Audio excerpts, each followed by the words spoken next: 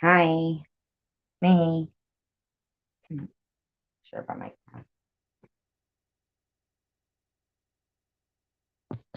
I hope everybody's doing okay. I didn't know that I was gonna like do a live stream. I had no clue. I kind of like that. That's pretty cool.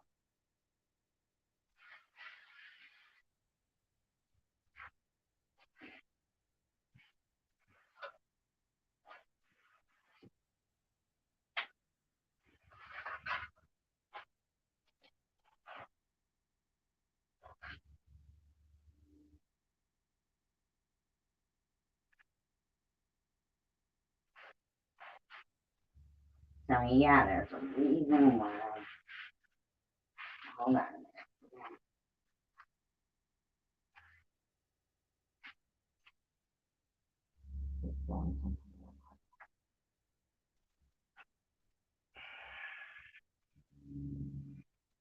So there's a reason why. Hi, Phoebe.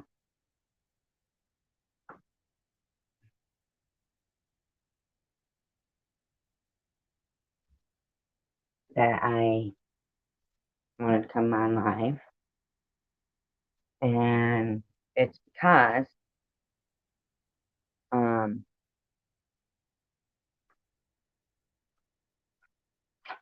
I imagine that the people that go through certain things, um,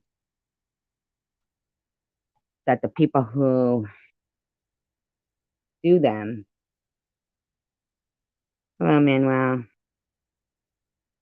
um, probably don't, well, they probably do, and they probably like the thought of, people having a knot in their stomach, right? Um,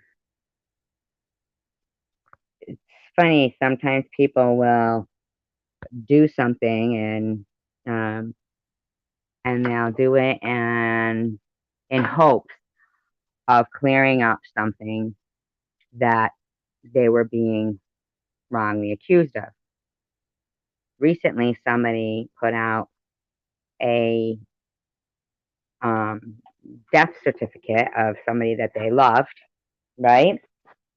But there's a reason why I'm going to this place, okay? And it had listed HIV on it, okay? Now, then I saw a video that someone had made pertaining to it. Someone whom has had affiliation with my channel, but I don't care for their video. You'll note in the thumbnail, their name is there. They do some,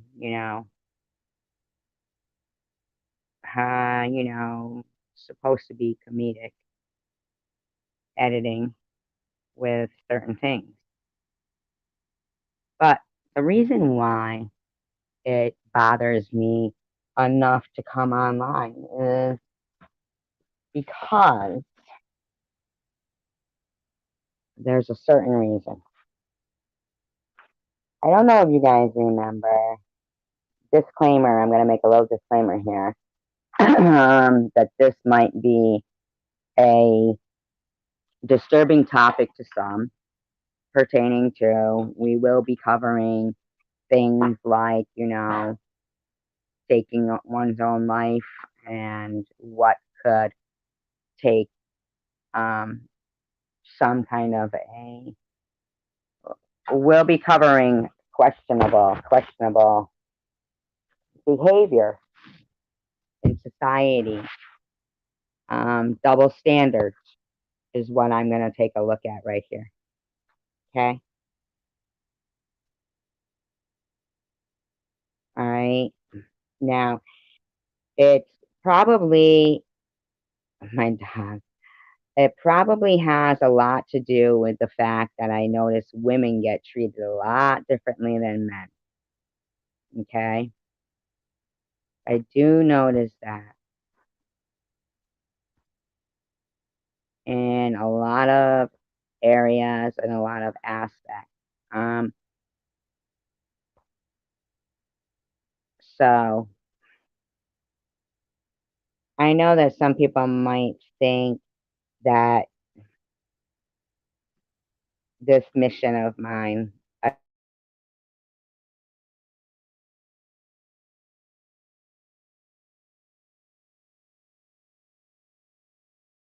time, but it won't be for lack of me trying.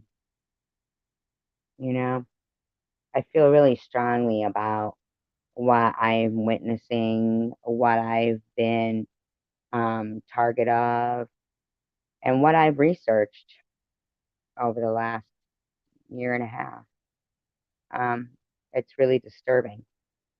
And so, you know me, I can't help but continue to look further into things.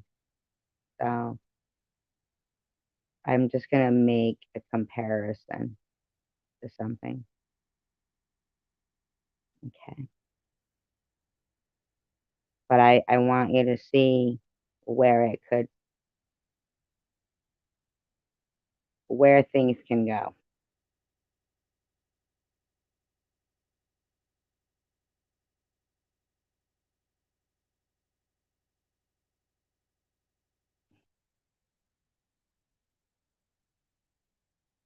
One moment. Just connecting here.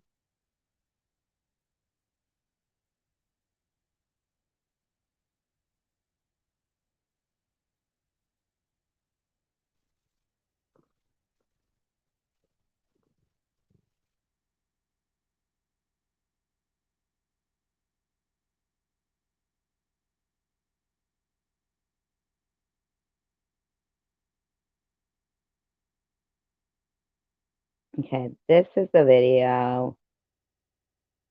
Hi, Vicky Lynn. This is the video that I'm not sure like how I'm thinking about here. Okay.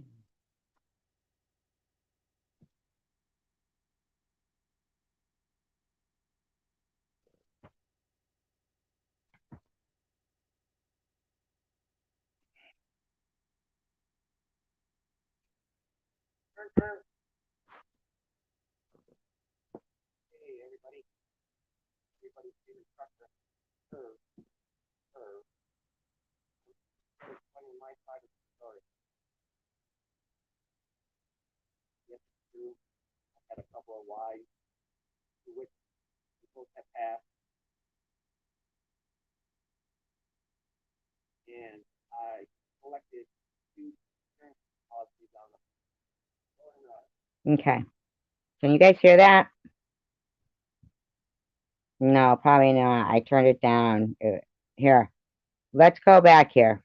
Okay. I want people to know I do not support this video.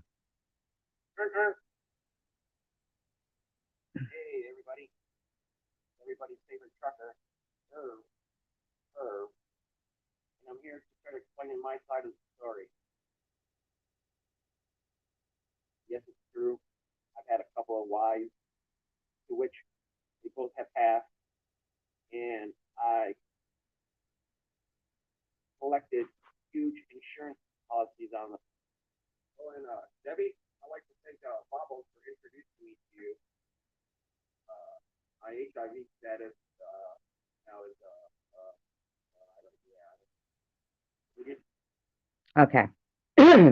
So, okay. So now that's comparable to, and just the tip of the iceberg to something that could be compared to this.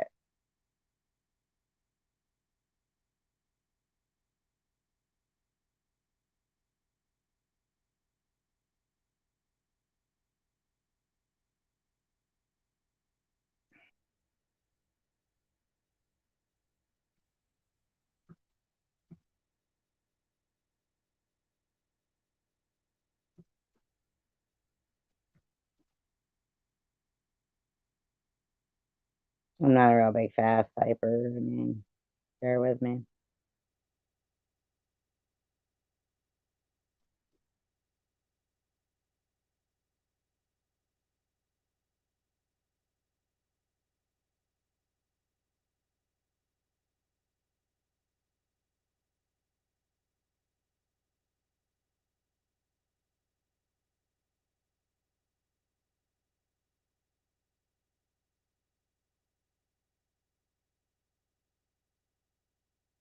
Can you give me a minute, please?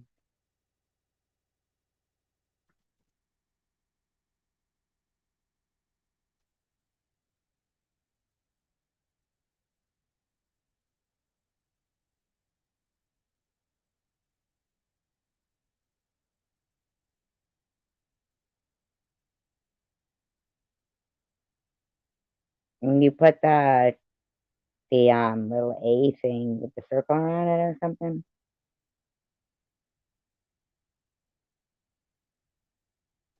That's why I like Google.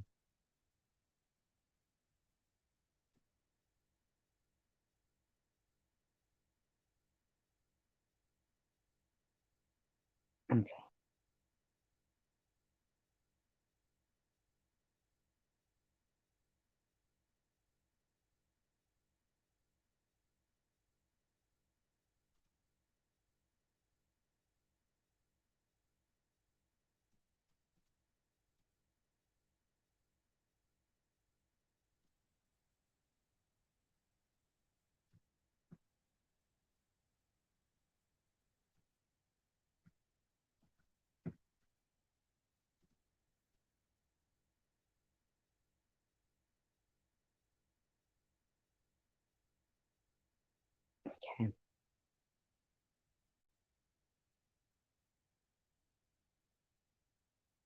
Yeah, but night owl, that's not the point. People can love people who are HIV positive, but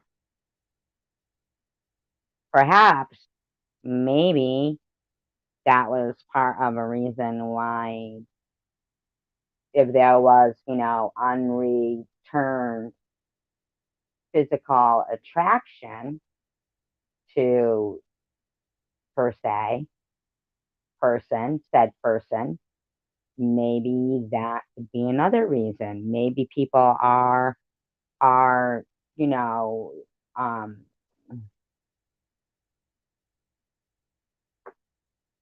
allowed their own decisions. You know what I'm saying? Like,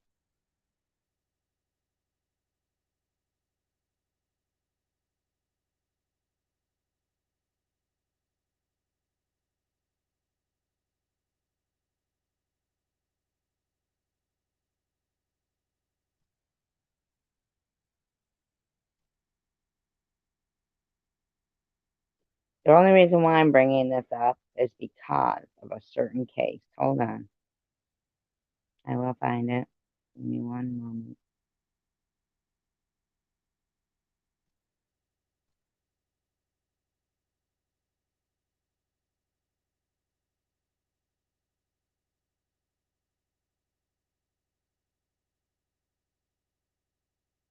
Okay,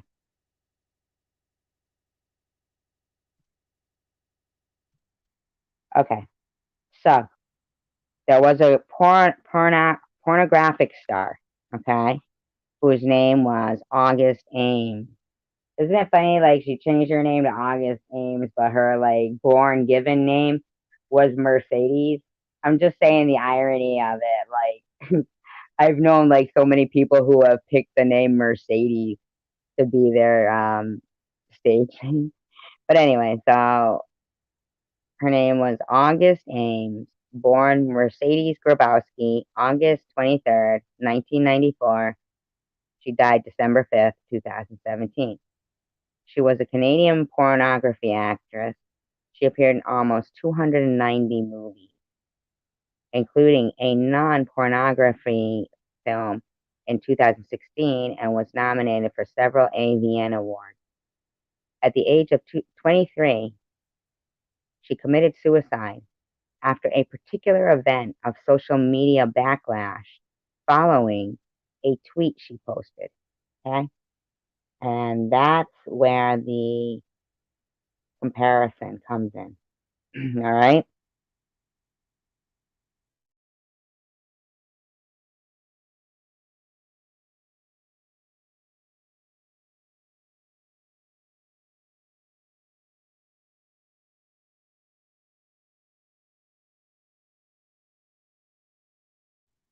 And not just one, similarity to situations. Um, let's, continue on. Disclaimer, like I said, if this kind of thing bothers people, please realize that I'm not doing this to upset anyone. I do cover other subjects and topics. So um, I try to, I'm just trying to bring to light the fact that no matter how many years it's gone on, it seems to be getting worse. And just, it could, nobody's guaranteed tomorrow, but could we at least guarantee people a peaceful today? You know what I'm saying? In this day um, of um,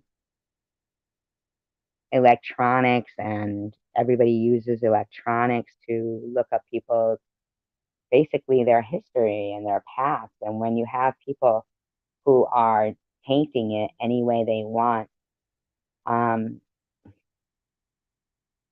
perhaps that's the way they want people to, um, revere them. Perhaps that's how they want to be validated. But to me, it seems like it's, upsetting people's lives and disturbing the peace of others, and it just shouldn't be allowed.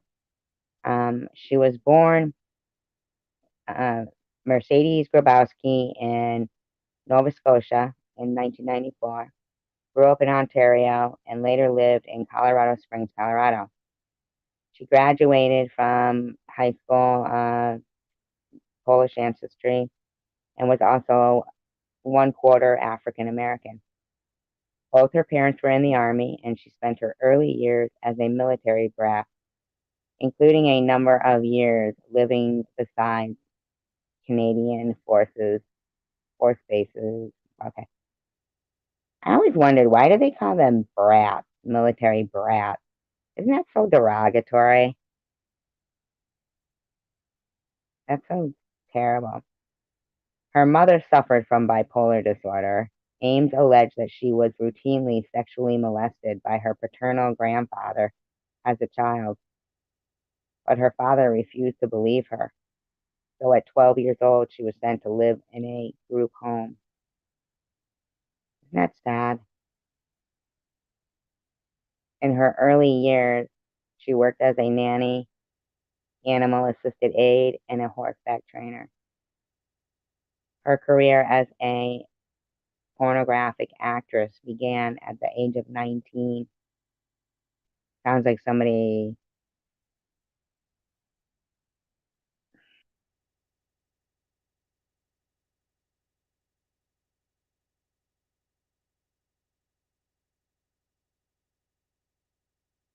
What are you talking about, a wig?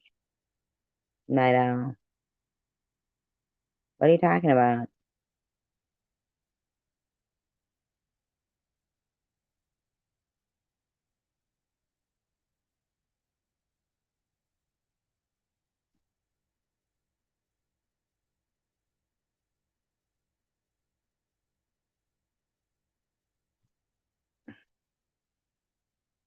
Who's saying something about a wig?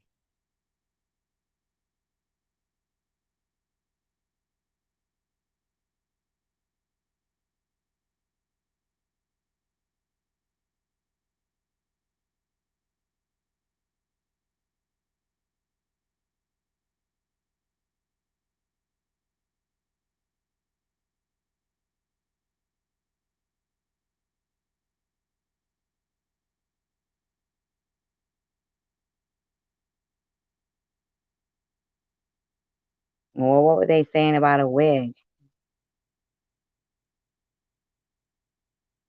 I'm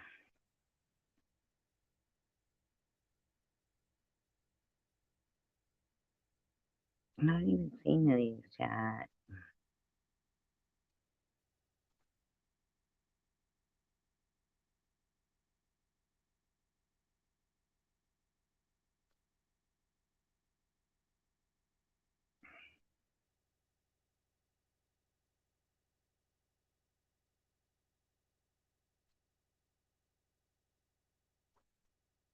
Oh, I see it here.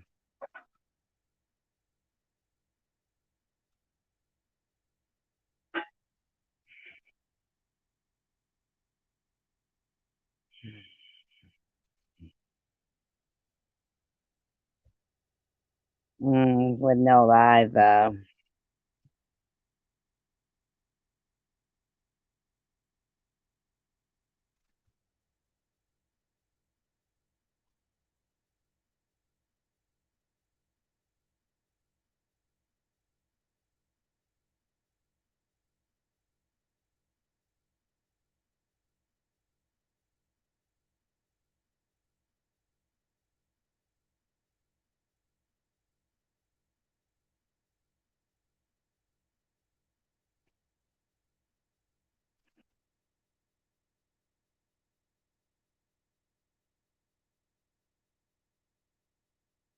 I didn't, Night Owl. I didn't wear it.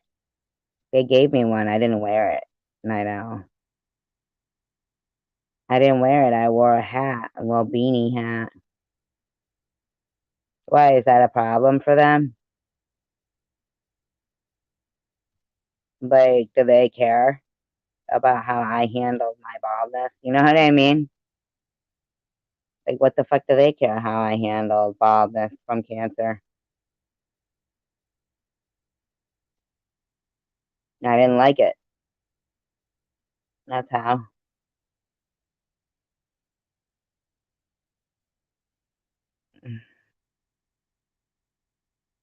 I don't know how done some people, those, I mean, what's up with them fuckers?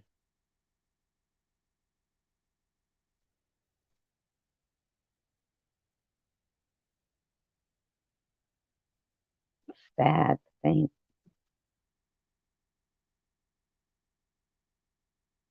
No, I'm interested about that. What exactly were they saying? Seriously, I'm interested I know to know. I'm really interested to know. Seriously.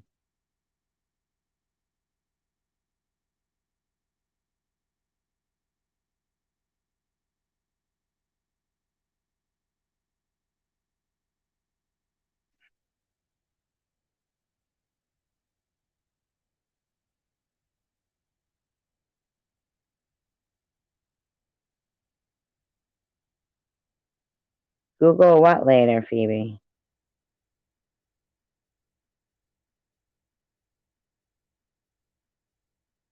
Phoebe. What is it you need me to Google, Phoebe?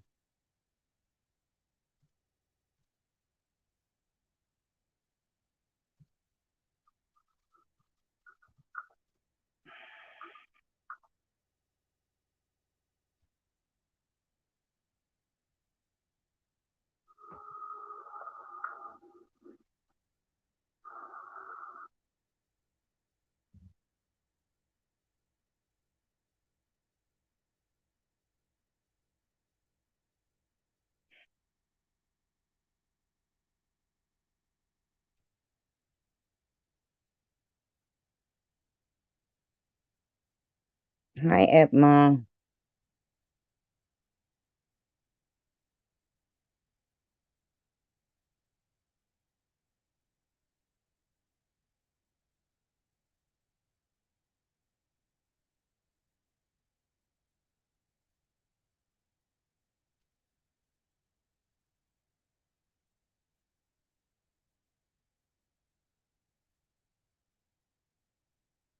But maybe that's where you thought you was clever.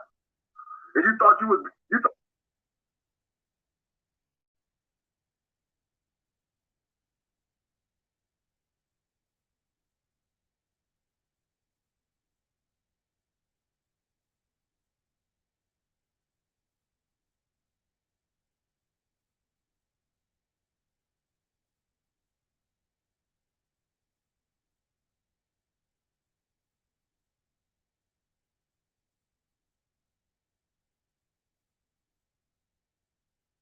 Two,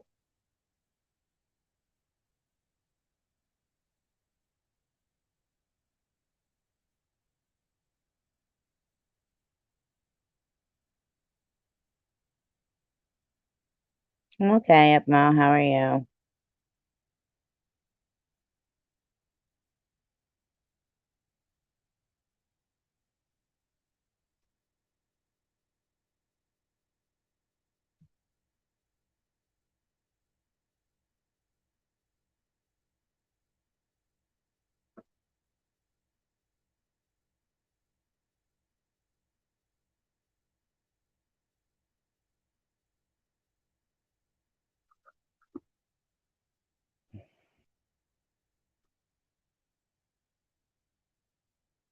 I'm gonna try and get a different connection on here. you throw all that old hatred and evil and focusing on all the wrong things.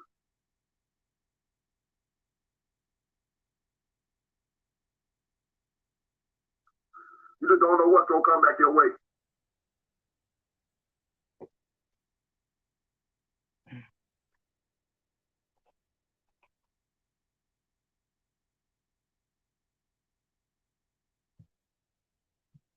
And this is what Irv is experiencing. He's experiencing it today. I know he's slapping himself in the fucking face. And what have I done? You follow a junkie. That's for number one. Just kicking out, just putting that out there for you. While you're over there scratching the bit, while you're over there scratching your little, scratching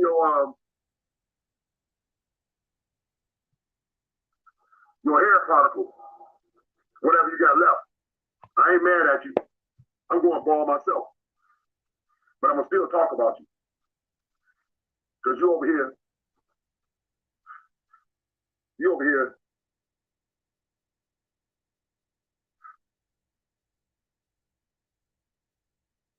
You know, I noticed this. This is not, related to what, that channel. This is just a different video. Honeymoon. It took a while, but at least we got a great deal on our hotel with kayaks. I was afraid we wouldn't go with our divorce. Great divorce, guys. Yeah. There's hundreds of travel sites at once. Kayak. There's one and done. Well, people all over North Georgia offered up their prayers, their love, and their money to a woman who told everyone she had ovarian cancer. Now she is under arrest. Forsyth County Sheriff's detectives searched 29-year-old Mary Bennett with theft and forgery. Now the shocker, they think she never.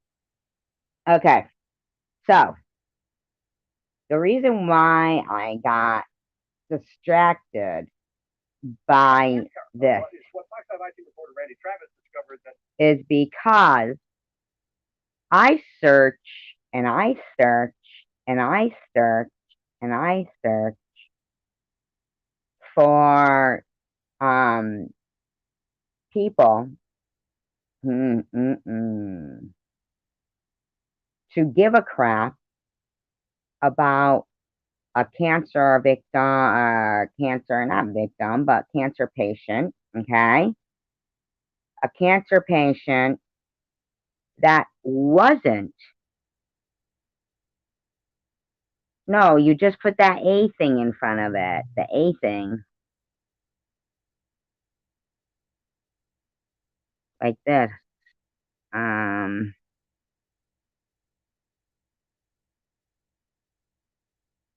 on.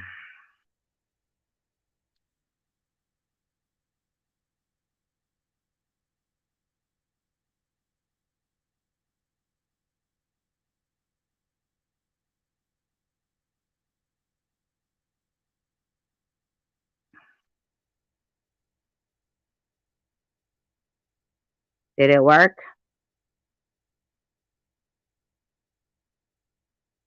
Did it work or no? Is it highlighted?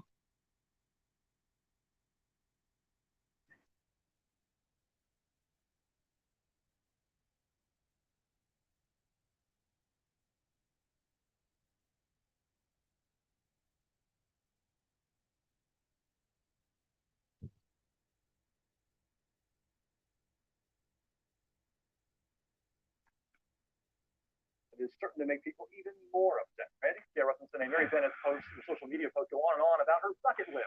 Fun things she wanted to do before her supposed terminal illness ended her life. Detectives say she spent years collecting at least $25,000 in cash and free stuff until someone started asking questions. Anything else related to people underground or anywhere else? Where we go? Mary Bennett, coming resident, licensed practical nurse, and supposed stage 4 ovarian cancer victim, spending another day living like she was dying. What do you predict this community is going to think when they find out the truth? I think a lot of people are going to be shocked. Mary Bennett had quite the bucket list. In fact, we're going to need a bit. Did that work? The Phoebe Friday, did it highlight it or no? Yes.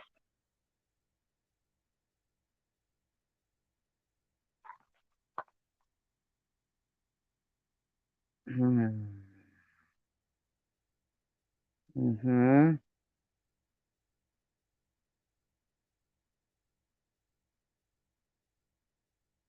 Okay. Okay. So there we have it.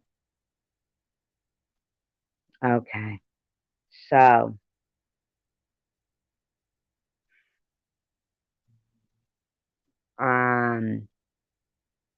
yeah, yeah.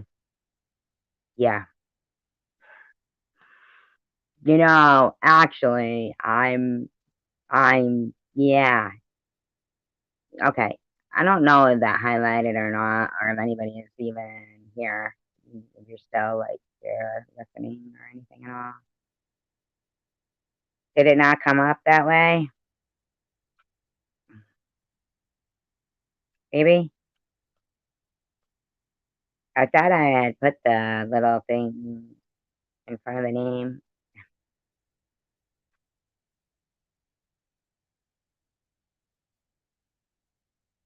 Bigger bucket.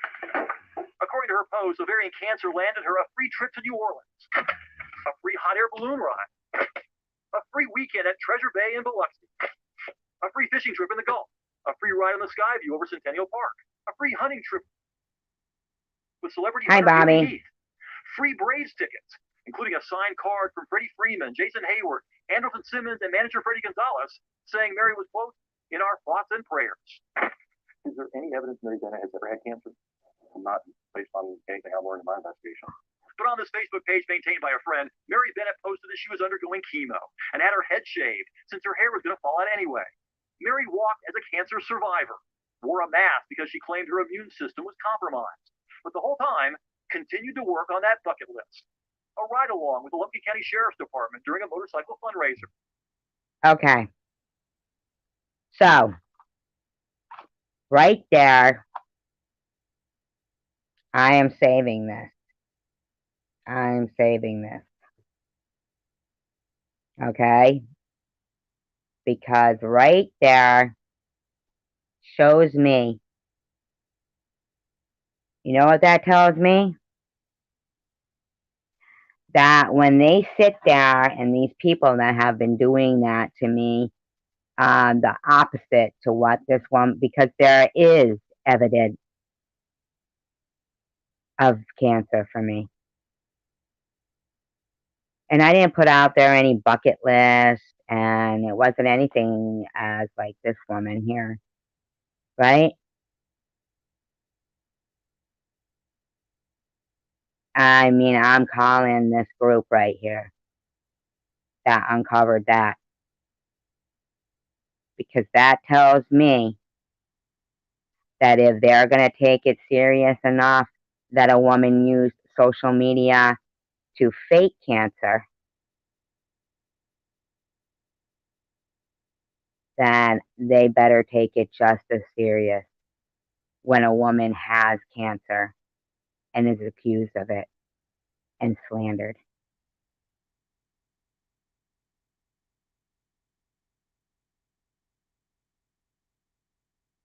They want to take it serious here with over 2.5 million views, but not take it serious the opposite way? Oh, hell no. A free tour and cookbook for Mary Mac's Tea Room. and a huge spaghetti dinner thrown by local restaurant owner Kurt McConnell that raised $4,000. The Forsyth County Sheriff's Department says. Now, all that time,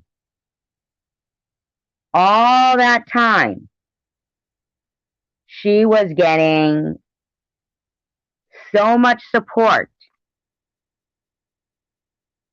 Nobody even demanded her fucking medical records.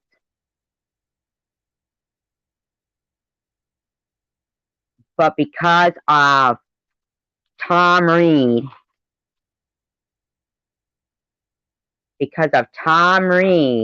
and the initial got the ball rolling guy, that's what happened to me. Oh, hell no.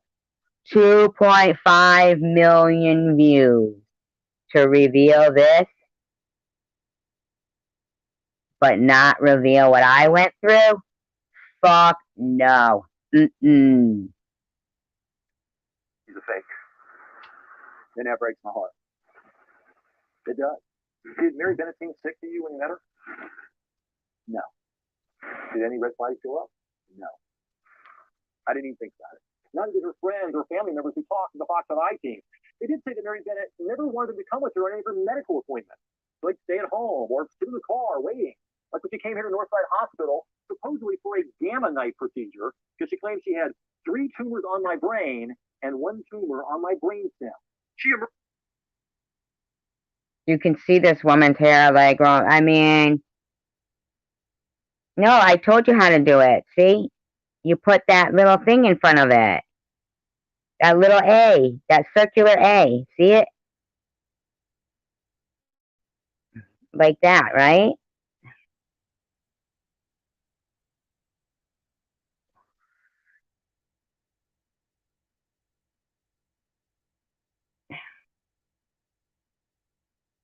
Emerged from Northside with 2 band-aids on her forehead. When they came off a few days later, investigators say there were no scars. Well, how did she explain that? It was a miracle. It was a miracle. 2 years ago, this one got over 1 million views. Okay, oh hell no. I'll be Cinderella and Moana, okay? I'll be This is a Rapunzel and Belle. commercial. Let's go! Right, organization. Weird. It was the kind of feel-good story that warms your heart.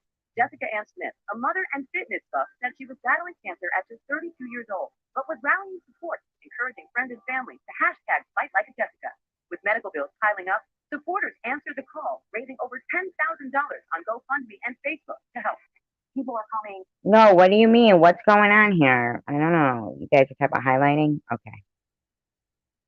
Out of the woodwork to help, which is, I mean, that's like will restore anyone's faith in humanity. But investigators say it was all a lie, perpetuated by Smith to do Good Samaritans into giving her money for a disease they say she didn't have, a hoax that led to her arrest. She made people believe that she had a very serious cancer diagnosis. The fact is, she didn't have it. Okay. Okay, but the fact is, I could still, I mean, I'm hoping I don't, you know, I mean, but these bitches, if they, no. See, people getting arrested for faking cancer, okay, but what about people getting harassed?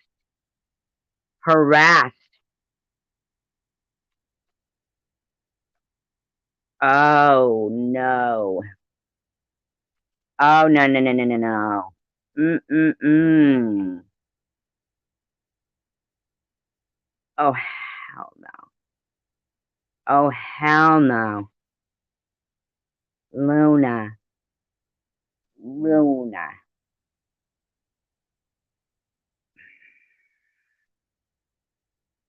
Oh, hell no. Mm-mm.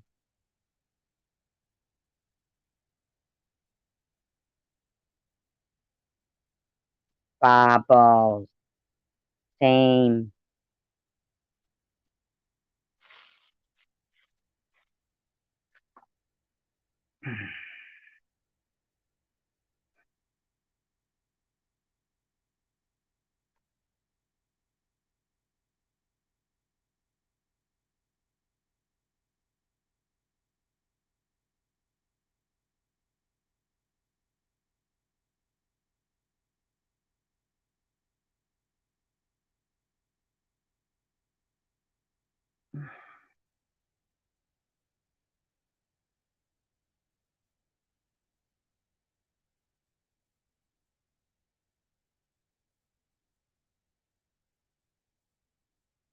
I mean, according to them, it was, 0 in the fucking margins. Margins were clear. Yeah, because of what? Ooh, you're right. And then they all went around. I'm gonna say it stayed 0. I mean, according to them, it was, 0 in the fucking margins. Margins were clear. So she played a loop of me. I mean, according to them, it was, 0 in the fucking margins. Margins were clear. And then played,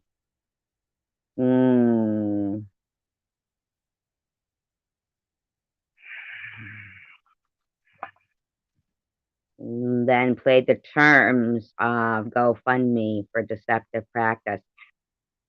Okay, Luna, you're going to jail. I just found what I needed to find and the people I need to contact. If they're going to arrest people for faking it, they're going to arrest people for accusing it.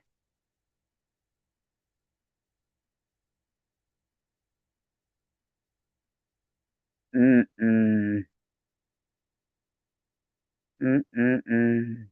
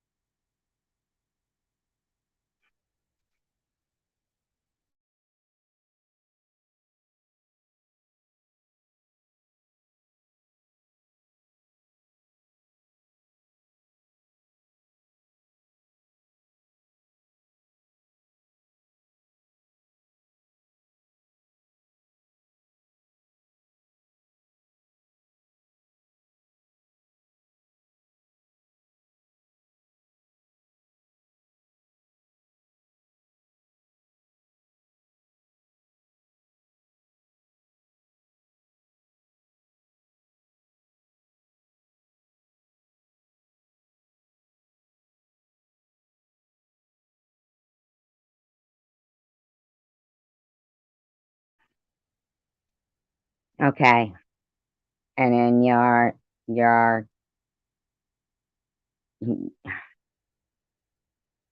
okay.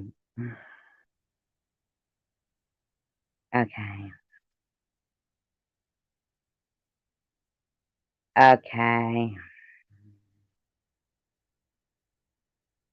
Mm, okay.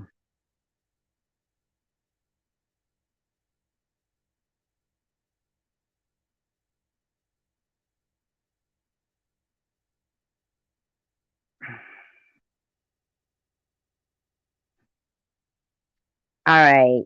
So anyway, here's the thing. I'm really glad that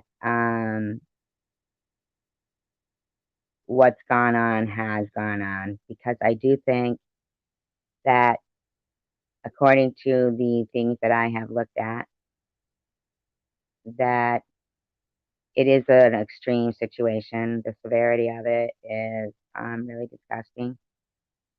And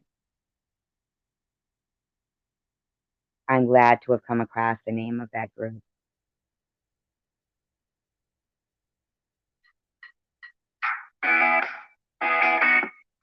Sorry, there's some loud crap going on. Loud.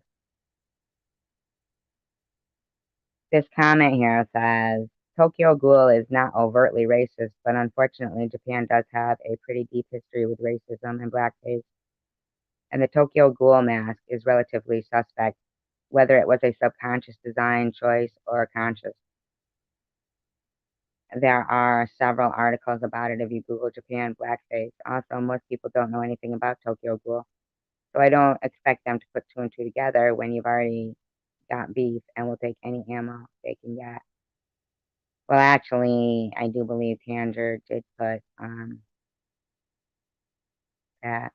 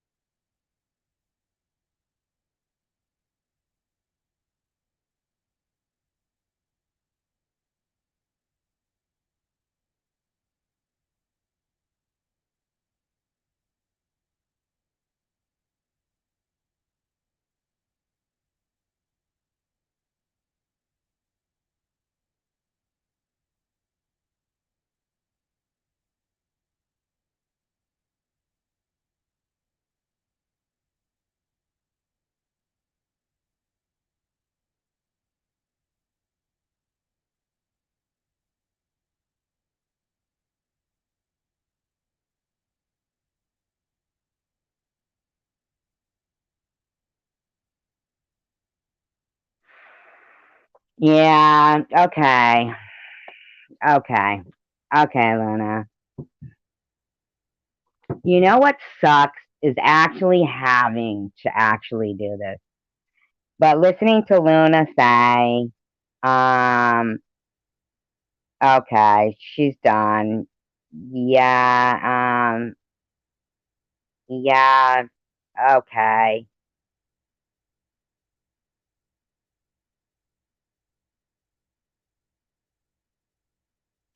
This is a shame.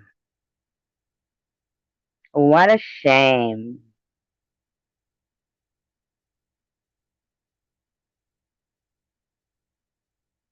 Yes, but here's the thing. I didn't fake cancer. So if it's such a big fucking ordeal when people do, then it better be the fucking same in reverse. Mm-hmm. Mm-hmm. Oh, Luna. Oh, Luna. Mm-mm-mm. You have done it. You have fucking done it. You've done it. I'm telling you now, you are in so much fucking trouble. I really can't even begin to tell you. You are in trouble. I have no words for you. You're in trouble. You are in trouble. They are all in so much trouble.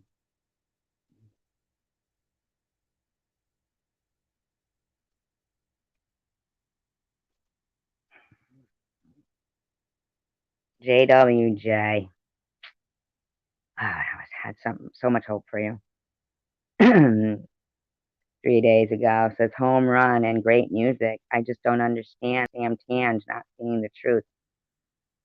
I think she absolutely made the same point that Lemon Lime Mookie made. I don't even understand. I think it's crazy that they don't see the point that this is fucking cancer bullying. Little Miss Muffet. Hi, Luna. Luna, I'm sorry about what you said earlier. We are all here for us if you need us. There's no way she should be allowed to get away with this behavior. Little Miss Muffet says, was that a clone, Jules? Or was that really you who SG was referring to in her live? Little Miss Muffet says, Luna, please remember you are worth 1,000,000 of her. Try again and have a good weekend. Jules says, yes, it was me. I texted SG. I was proud of her for standing up for her friends since I don't know why everyone was just believing Irv as if he was a credible source. And she responded to my text and thanked me. It was very polite. We texted back and forth during her live that we agreed on a lot of things. We got into sharing video by her friend or frenemy, Carrie Ann B, in the video. She invited me on and unblocked me. SG and I aren't talking privately and still probably don't agree on a lot of things. But I don't have any hard feelings toward her. And I'm glad she's bringing awareness to a man who has a history of a DV. And then little Miss Muppet says, just want to be sure it wasn't a clone. And I'm a bit surprised it was you after how she's been treating Luna. I haven't been treating Luna like anything. Not to mention, she yet again wished cancer and death this week on both you and I. Little Miss Muppet, I don't even fucking know you. Emotional abuse is just as bad as physical abuse, as everyone knows that SG is emotionally abusive to the majority here on YouTube. Mm-mm. No, no, no, no, no. Cray Cray Debbie says, hey, I privated it. LOL, she's trying to have someone record it. She can tell the cops whatever she wants. I didn't call, LOL. She's so psycho. But I never said it was, Debbie. Isn't that weird? That's fucking weird. Very strange to me. Very super strange that that woman would take a defense. Strange. What a strange admittance of guilt.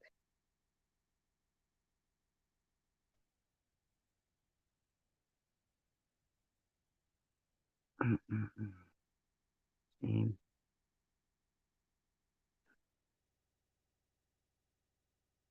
Shame for you.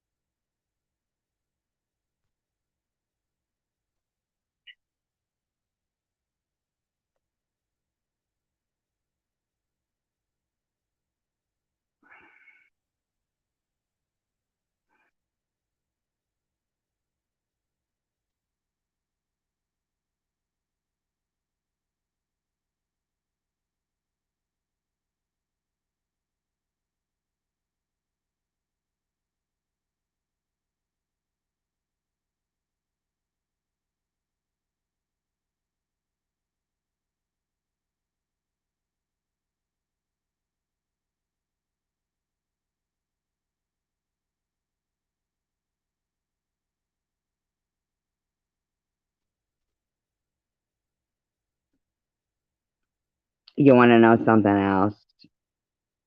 Yeah, I know. They've had them, Bobby. You want to know something else that's crazy? Is that I don't have JWJ blocked, but I can't see her comments.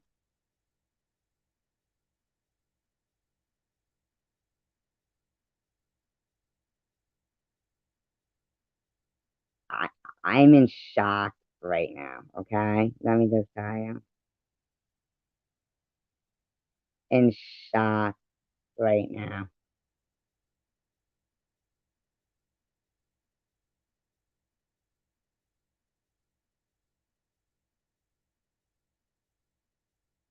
Um, yeah, so Cray Cray said,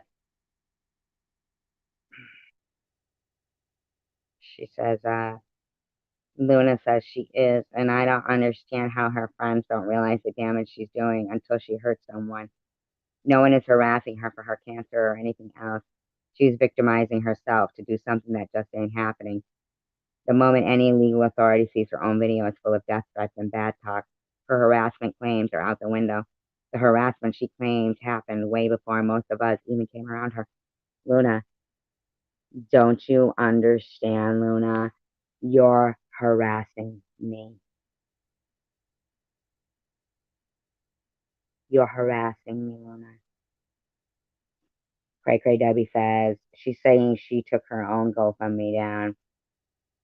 Luna says she probably realized it was best before the amount she would have to pay back before it kept going higher. Luna, you're done. You're fucking done. You're done.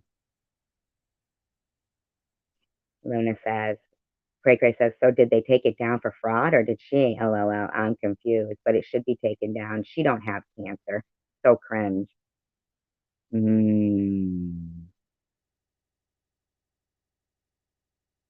Mm-mm-mm. I'm promising you people, you're going to see some real interesting shit. You're going to see some real interesting shit going down real soon. This will be, if it has to be the first, then it will be. They do not, they do not get to do this when other women have been arrested for doing the opposite.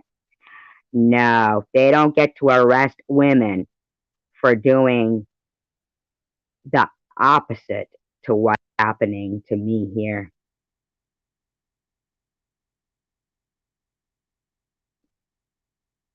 No, I don't, Sam. That's the thing. And here's the thing. Listen to this. I want you to listen to this. If they're going to put a woman in jail for collecting $10,000 on GoFundMe, then they're going to put people in jail that have accused somebody who wasn't faking cancer.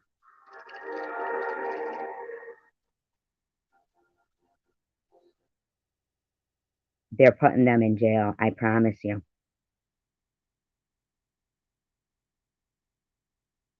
Kind of feel-good story that warms your heart. Jessica Ann Smith, a mother and fitness buff, said she was battling cancer at just 32 years old, but was rallying support, encouraging friends and family to hashtag fight like a Jessica. With medical bills piling up, supporters answered the call, raising over $10,000 on GoFundMe and Facebook to help. People are coming out of the woodwork to help, which is, I mean, I can restore anyone's faith in humanity. But investigators say it was all a lie, perpetuated by Smith to do good Samaritans into giving her money for a disease they say she didn't have, a hope that led to her arrest. Okay, now this is a woman who was faking cancer.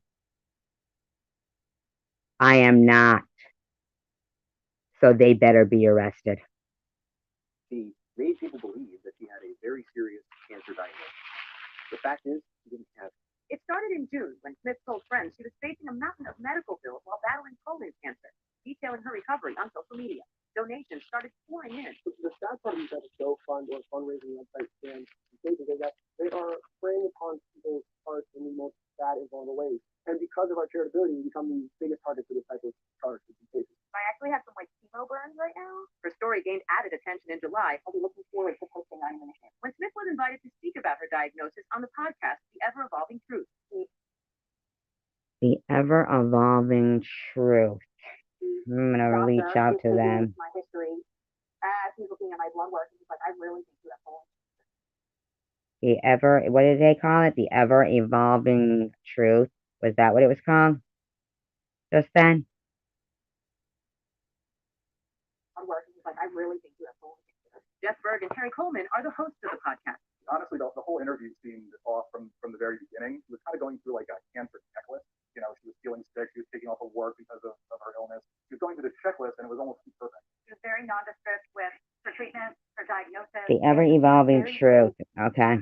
I'm looking them up right now. These bitches are going down. You want to get over 1 million views when fucking somebody is faking cancer? How about when they're not? Oh, hell no. No fucking way. This is not getting ignored.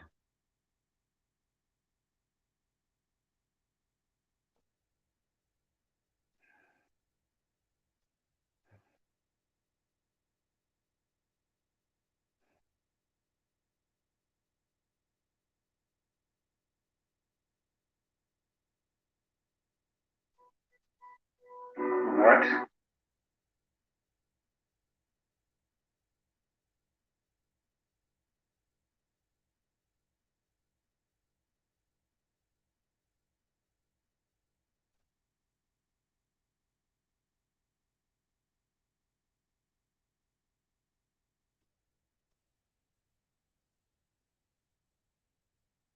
Okay.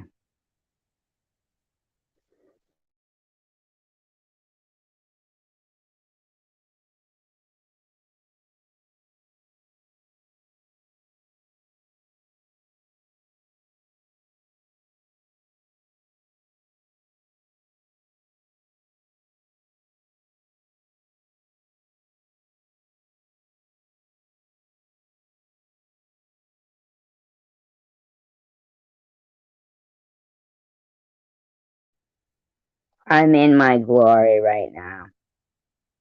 I'm in my glory right now. Looking at this. Says, the ever-evolving truth was thrust into the media spotlight after we broke the story of Jessica Smith, a single mother faking a cancer diagnosis in order to solicit money from generous people looking to help. After being arrested, we were featured on Good Morning America, the Daily Mail, as well as hundreds of other news stations, local and national.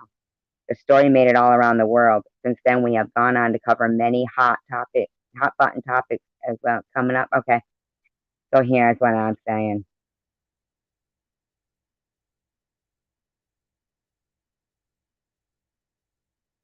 There's got to be more people that have had cancer than faked it.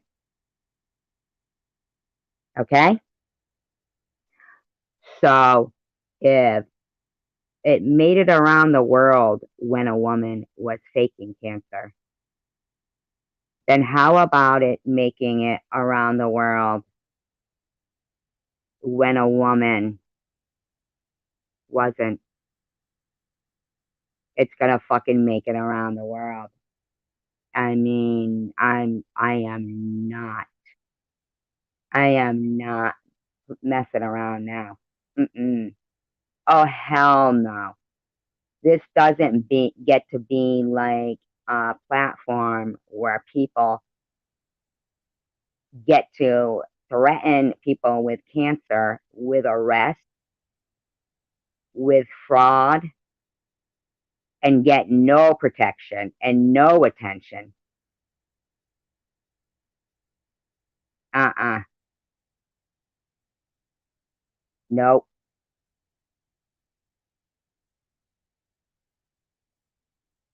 Nope.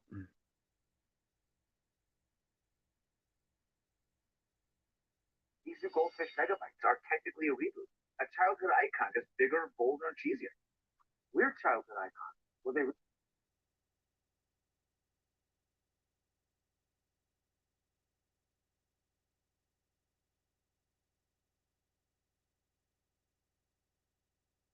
Medicaid is the lifeblood of safety net hospitals like mine.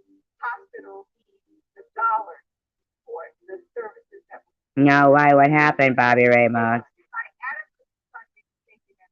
What happened to Bobby to Mary Mary?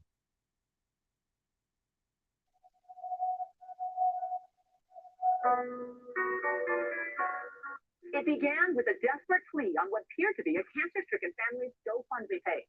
A sob story that one host detective says turned out to be a tall tale.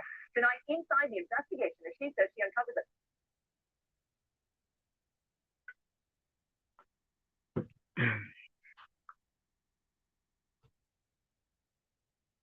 What happened, Bobby?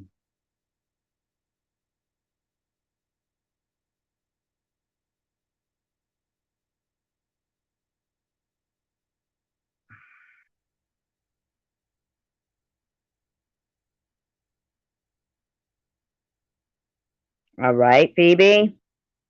Good point.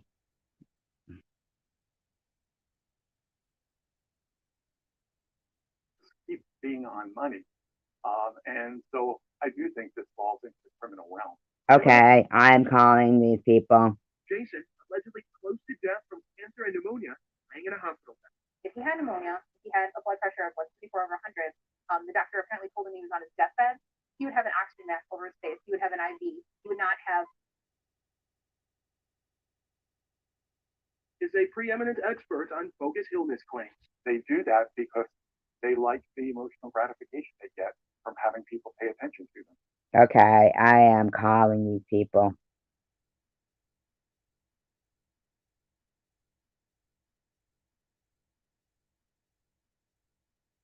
That I recovered. I didn't realize how much this impacted people. He met with Jeff just as she was preparing to post her latest case to her blog, taking a last look at Julian and Jace's GoFundMe appeal before posting. Please, everybody, he could use all the help he can get. You read that, and automatically that's pulling at your heartstrings there if you don't know more. Karen says that what he really has isn't cancer, but is in part a psychological behavioral condition known as Munchausen by internet. Munchausen by internet is a term I coined back in the year 2000 to refer to cases in which people go online and either lie about or exaggerate illness. Psychiatrist Dr. Mark Feldman is a preeminent expert on bogus illness claims. They do that because they like the emotional gratification they get from having people pay attention to them. But what are Jason and Julian's claims? And why is Wright so convinced they're wrong? To start, he says Jason doesn't seem to know the first thing about the cancer he has supposedly been battling for years. The way that he's describing things, he can't name the type of cancer that he has, knows that he ends with a C. And she says the couple's claims of a fatal illness seem contradicted by Jason's apparently healthy appearance in photographs. Dr. Feldman agrees. Her in-laws were?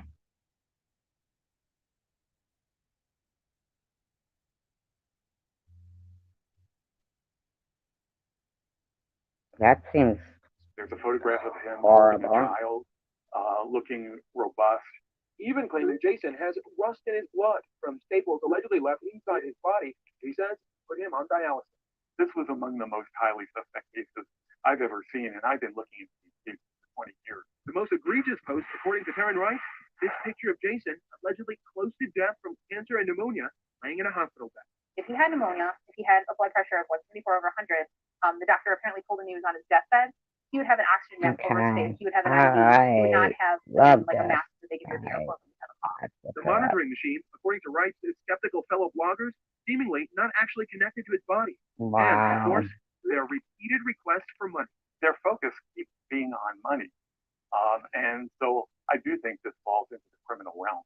Criminal? Julian has previously been arrested and convicted of negotiating worthless insurance.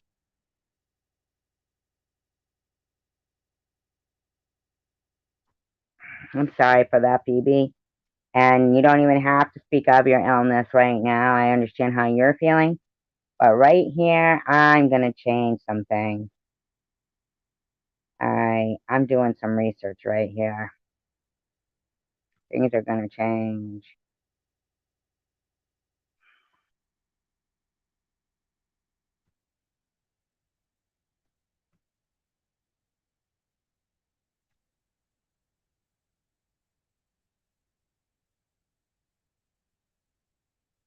Really?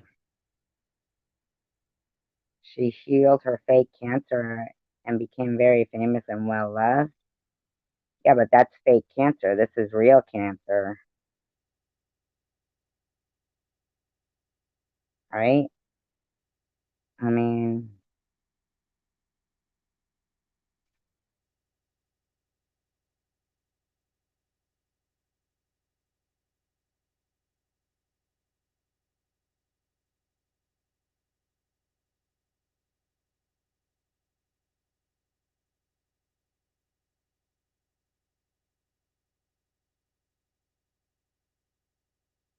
yes, you do, Phoebe.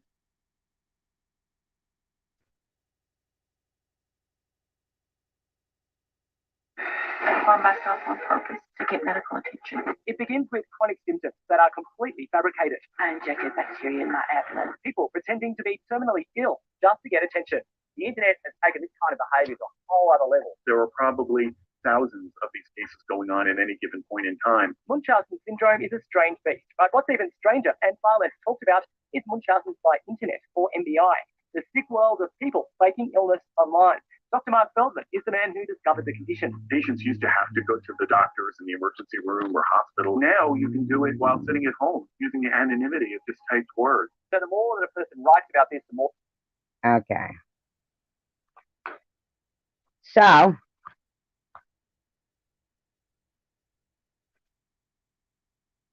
I have multiple people that I am going to be reaching out to, multiple groups.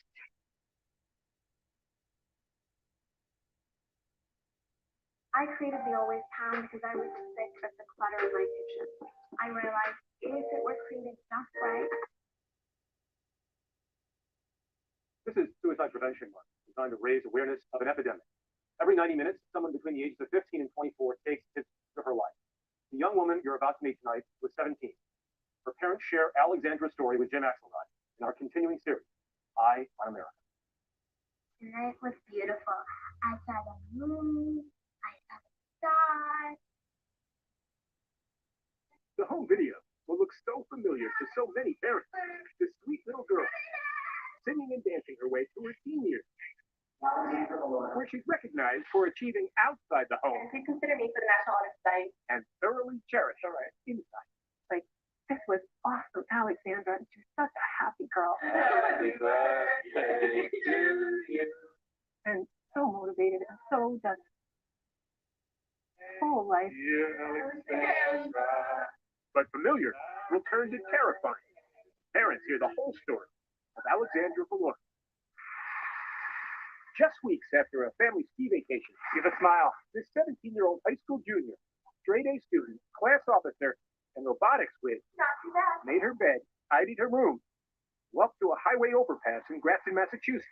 I leaned over the embankment and looked down, and I saw her. Dean Valor, Alexandra's father. I was just hoping for warmth. You know what I mean? There was no warmth that was done. And all the cars kept driving by. My daughter's on the side of the road. Nobody saw this. And she's cold. Nearby, Dean and his wife Alicia found 2 journals in their daughter's belongings. There was just so much joy in everything she did. And it doesn't matter what was in it. Thank you. Thank you, Phoebe. And I'm sorry for that, Sassy. And man, I'm making a change. And we're going to make a change. We are going to make a change. We are. We are. 200 pages of self-loathing and despair. You are broken. You are a burden. You're lazy. You're a failure. She was a highly motivated achiever. That's how she felt inside. Such a sharp and confusing contrast to who they thought was their happy oldest child, drumming her way through adolescence and still talking to her parents. Yeah. You're having all these great conversations. Great conversation. It just doesn't seem possible, but it's what reality was. Because it's written. Wow. She wrote, I'm so negative. I'm so dysphoric. I'm so conflicted. I'm so unhappy. I'm so stressed. I'm so stretched thin. I am lost.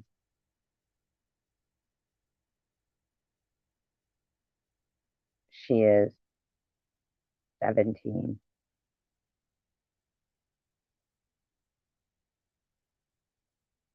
Right?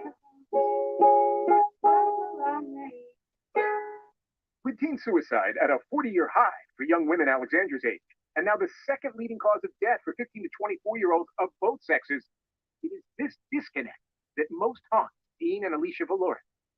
Because of fucking cyber bullying, because of the internet. These people keep saying, YouTube isn't real life. We are real fucking people.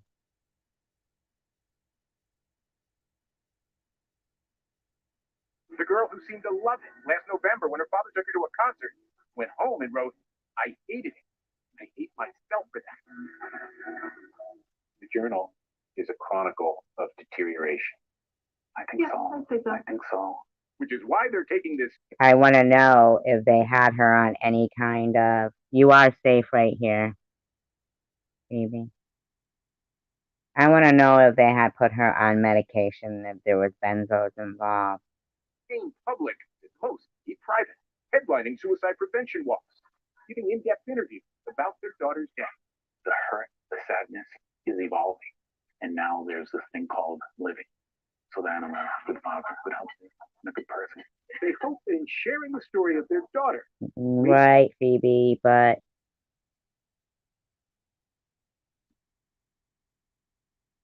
maybe I'll write books about what a difference all my warriors, all of us, we are warriors here. Maybe another family will be spared this trauma. What will I miss by dying tonight? The possibility of getting better. There's a lot of other kids out there that are like her, that are high achievers, that are balancing a lot. That's what makes her very relatable, and why maybe it's affecting people, and why they're listening is because I have a child like this too. And in the pain of what Alex wrote to her parents in her final entry hours before she took her life, don't blame yourself for not seeing warning signs. It's also what the Valores family hopes to salvage from her death. Some meaning for others. There's so many emails. In June, the morning after an interview was published, they found this note on their doorstep. What he has said in Alexandra's article truly changed my life. Knowing that families are talking to their kids about their mental health, it lets me know that she didn't die in vain. She's having such a huge impact. And that feels really good. It's hard to talk about the process. You know why it's that age group? Because it's cyberbullying. It's cyberbullying.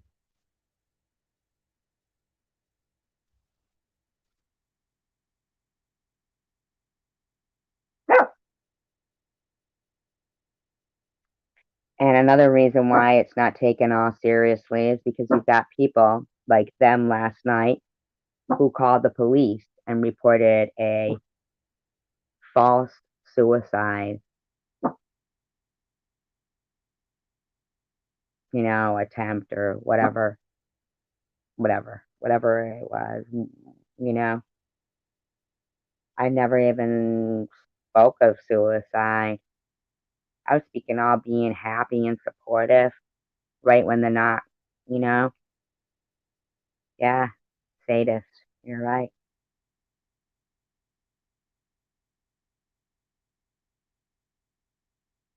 We've got to help this be, you know, as important as it is.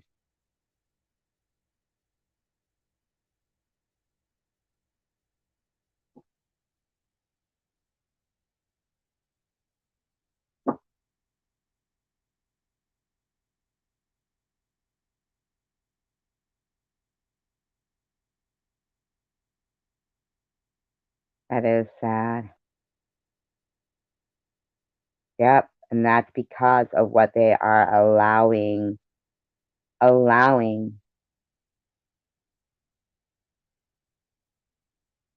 allow this.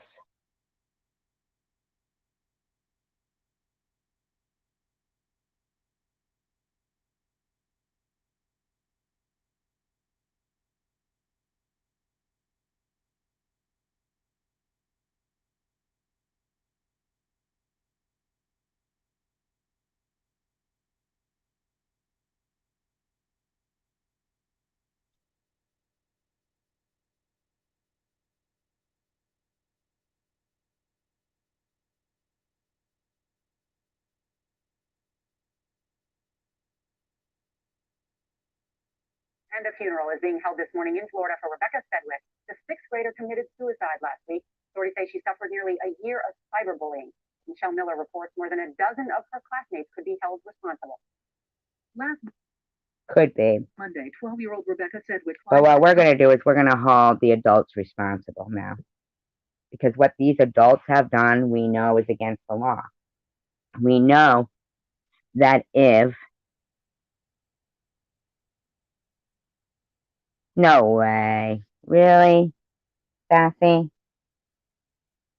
Really?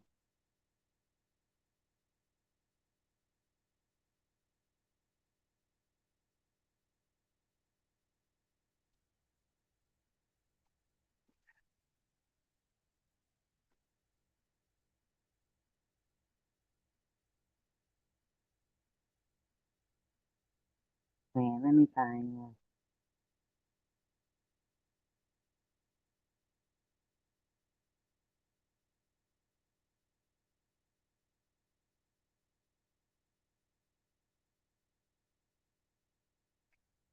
Hold on 1 second.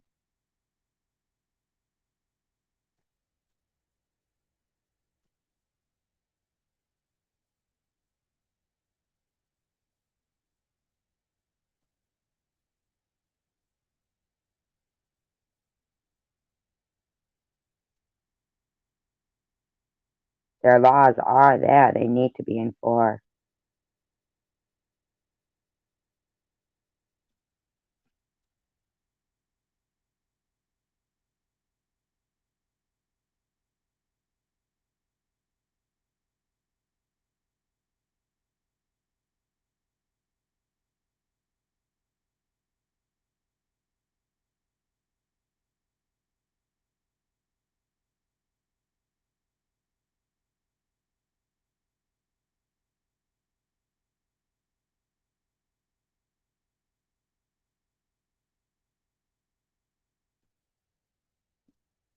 Yeah, I have a great story that I want to read to you.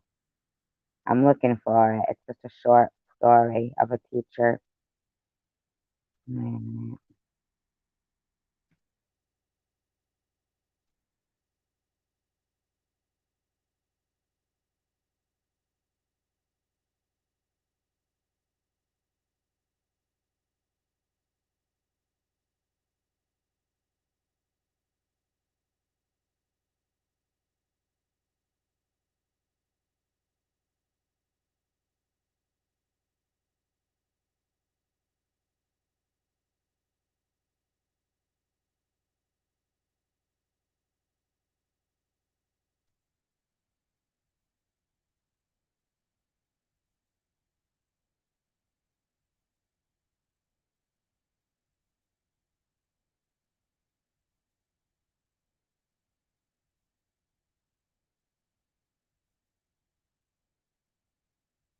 Give me 1 second. They should be in jail. They sure should. They sure should. I just want to find the one I want so bad. Hold on.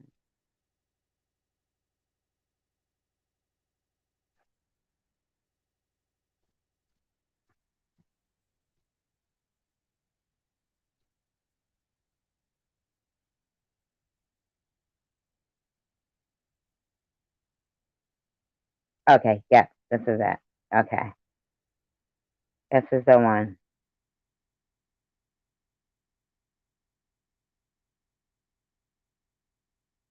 Now you know how I am. That I do have a tendency to like, get emotional. Wait, I'm not gonna use this one now. Hold on.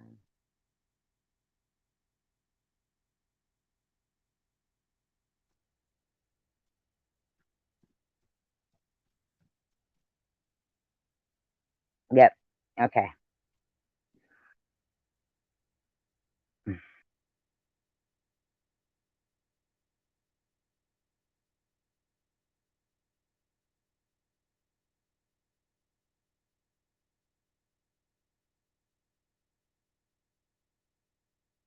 Okay.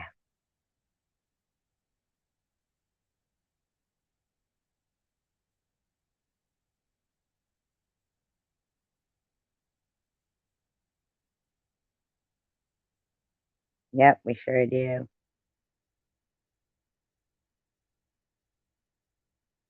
Okay. This is a story about Teddy Stoddard and his teacher, Mrs. Thompson.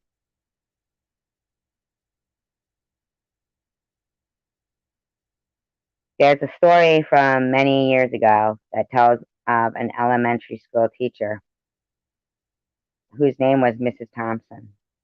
As she stood in front of her fifth grade class on the first day of school, she told her children a lie.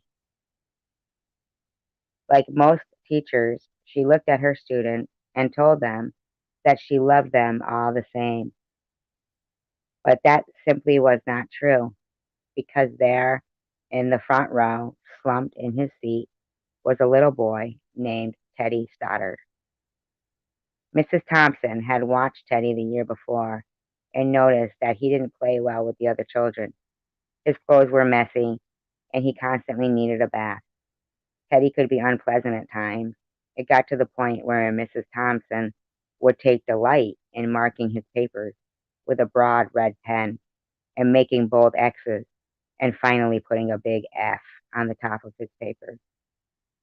At the school where Mrs. Thompson taught, she was required to review each child's past records, but she put Teddy off. She put Teddy's off. How can I make it go like that? Till last. When she finally reviewed his file, she was in for a surprise. Teddy's first grade teacher wrote, "Teddy is a bright child with a ready laugh. He does his work neatly and has good manners. He's a joy to be around."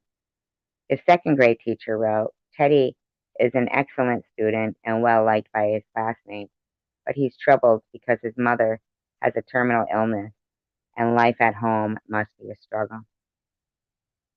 His third grade teacher wrote, "His mother's death has been hard on him.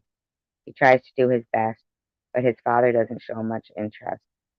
His home life will soon affect him if steps aren't taken." Teddy's fourth grade teacher wrote, "Teddy is withdrawn and doesn't show much interest in school. He doesn't have many friends, and sometimes he even sleeps in class." By now, Mrs. Thompson realized the problem, and she was ashamed of herself. She felt even worse when her students brought her Christmas presents wrapped in beautiful ribbons and bright paper, except for Teddy's. His present was clumsily wrapped in heavy brown paper that he got from a grocery bag. Mrs. Thompson took pains to open it in the middle of the other presents. Some of the children started to laugh when she found a rhinestone bracelet with some of the stones missing and a bottle that was 1/4 full of perfume. But she stifled the children's laughter when she explained how pretty the bracelet was while putting it on and then dabbing some of the perfume on her wrist. Teddy Stoddard stayed after school that day, just long enough to say, "Mrs. Thompson,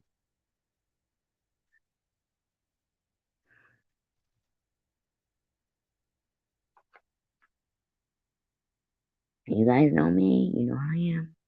I get really emotional. Mrs. Thompson, today you smell just like my mom used to."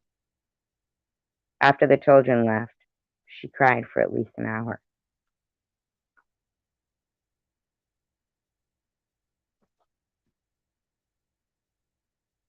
On this very day, she quit teaching reading, writing, and arithmetic, and instead, she began to teach children.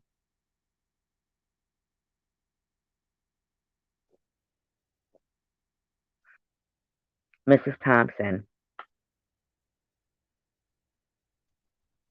I know, right, Cassie? Began to pay close attention to Teddy as she worked with him. As time went on, his mind seemed to come alive. The more she encouraged him, the faster he responded. By the end of the year, Teddy had become one of the smartest children in the class. Despite her lie, he had become one of the teacher's pets. A year later, she found a note under the door from Teddy telling her that she was the best teacher he had ever had in his whole life. 6 years passed by, and to her surprise, another note came from Teddy.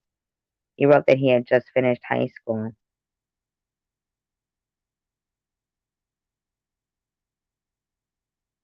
Hold on, sorry.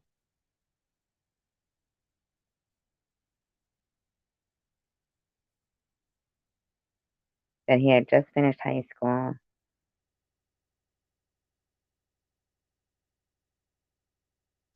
How come I can't get it like that? How to do that? Okay. And, okay, that he had just finished high school, the third in his class, and that she was still the best teacher that he had ever had in his whole life. 4 years later, another letter came saying that while things had been tough at times, he stayed in school and stuck with it, and that he graduated from college with the highest of honors. He assured Mrs. Thompson that she was still the very best and favorite teacher. I get so choked up. I know, evil me choked up all the time. He assured her that she was still the very best and favorite teacher he had ever had in his whole life. 4 more years passed by, and yet another letter came. This time, he explained that after he got his bachelor's degree, he had decided to go a little further, again assuring her that she was still the best and favorite teacher he ever had. The letter was signed Theodore F. Stoddard, M.D. The story doesn't end there. There was one final letter that spring. Teddy said that he had met this girl and that he was going to be married. He explained that his father had died a couple of years ago, and he was wondering if Mrs. Thompson might agree to sit in the place at his wedding that was usually reserved for the mother of the groom. Of course, Mrs. Thompson did. She wore that bracelet, the one with the several rhinestones missing. She also made sure she was wearing the perfume that Teddy remembered his mother wearing on their last Christmas together. After the wedding, they hugged each other as Dr. Stoddard whispered in Mrs. Thompson's ear, "Thank you so much for making me feel important and showing me that I could make a difference.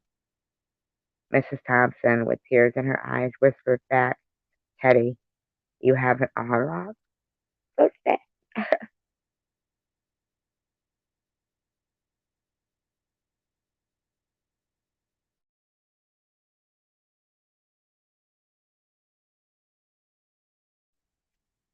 Teddy, you have it all wrong. You were the one who taught me that I could make a difference. I didn't know how to teach until I met you.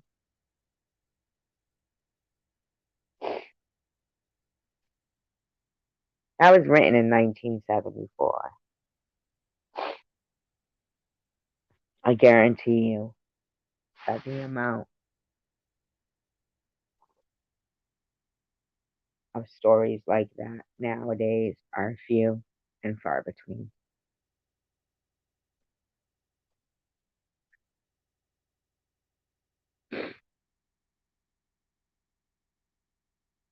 You know, sad. It was his mother's perfume. Yeah, that's what he said.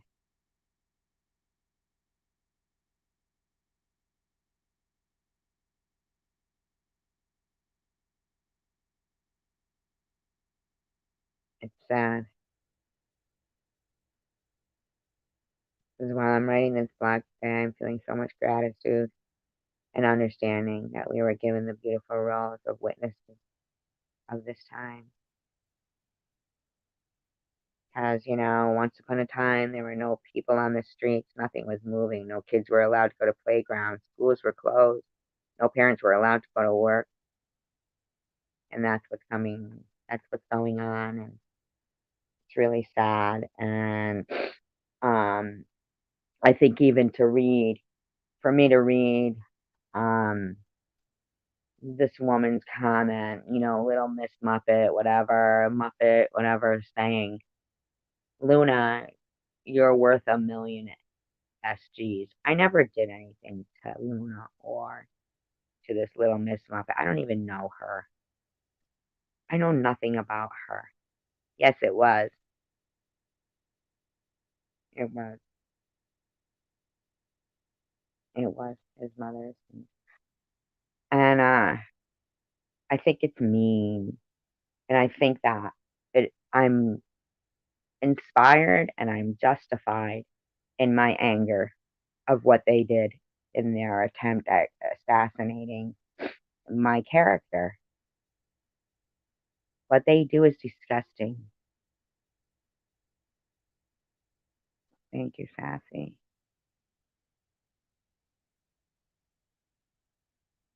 I just don't think that life is how we, like we're in control to at least be kinder people. I mean, at least. Luna knows. Luna knows in her heart that I wasn't faking cancer. She knows that. She knows it. If she doesn't, then she doesn't have a heart.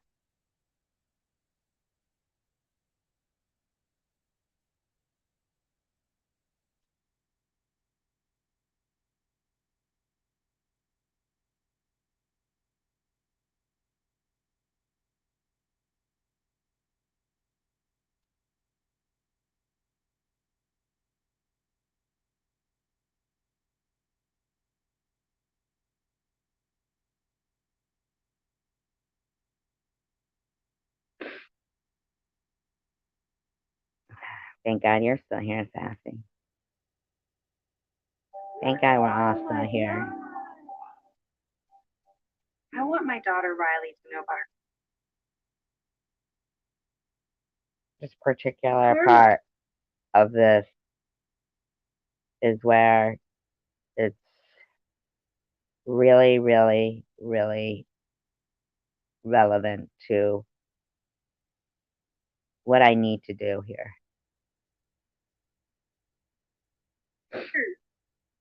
For months and months, and she swore. She even screamed at Tommy D. She even screamed at Tommy D. What do you want me to relapse?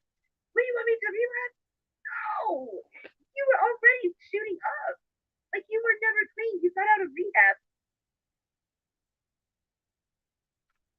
I think that this is mean, cyberbullying, character assassination. You started acting extra because you were back on it. That's why you were acting so extra, and then you started to out. But you were acting extra because of it.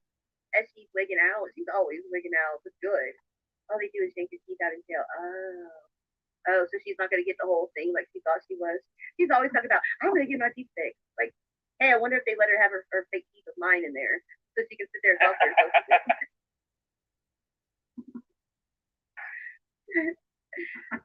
I wonder if she misses me. When she drove breaking up with him, that he tossed him in a fart truck and he came by. Survivorgirl 2019. YouTube is definitely not the place to get clean and sober. No.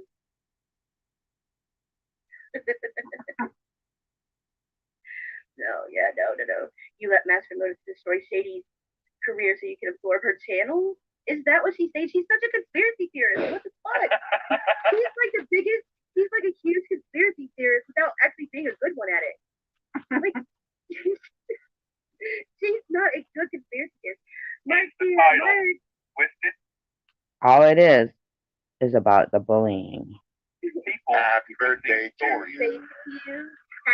Hey, happy birthday, Mark. Happy birthday to you, Mark.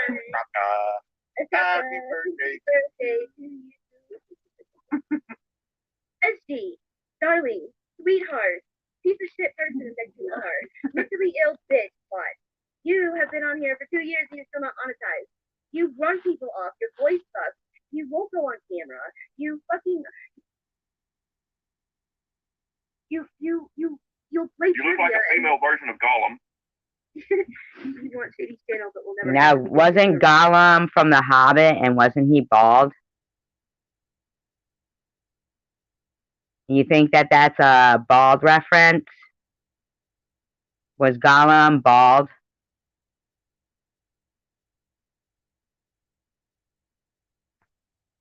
Run to the channel till Shady's back.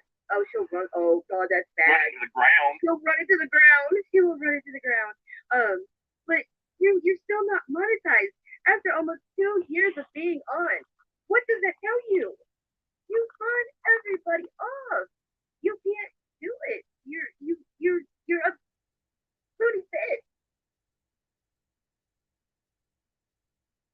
Tom has told you you're a loony bitch. Everybody knows you're loony. And don't touch Shady's channel. Do not touch Shady's channel. Do not. You will ruin her fucking channel. Oh, you will ruin Shady's I never said I was touching Shady's channel. Never said I was touching Sharon's channel. I mean, he is known as being a dick. Do it. Take it over. Run Shady's channel. You'll do a good job, SG. Oh, Shady will be so proud of you. You'll do such a good job. Oh, you'll do such a good job because you've done such a good job with your channel. Yeah, you've done such a good job.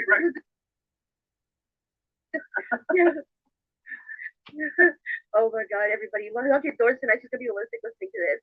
You know what, SG? Electrify your doorknob. Oh my God, SG. You are, oh my God, why wouldn't you just go away from me? Why wouldn't you go away? All I want you to do is shut the fuck up. Stop playing my fucking live. You don't think that you're not, I mean, seriously. You don't think I can't come after you for it? You're saying Shady is coming back stronger and fatter? Whatever. She better eat that fucking jail food. She gonna bulk up on the jail food? And she's over there comparing eating to using AIDS. One is illegal, one is not. What an idiot. She's comparing doing AIDS and eating.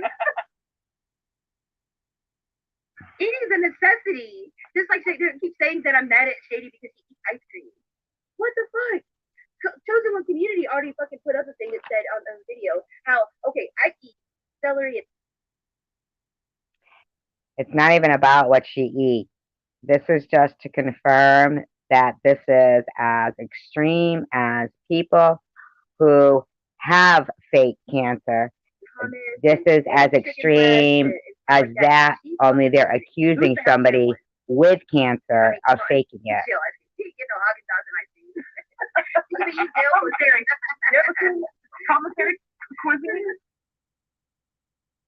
She's gonna be doing push-ups and camel toe curls. I eat healthy. I'm sorry. Okay. I'm like just using this short clip as an example.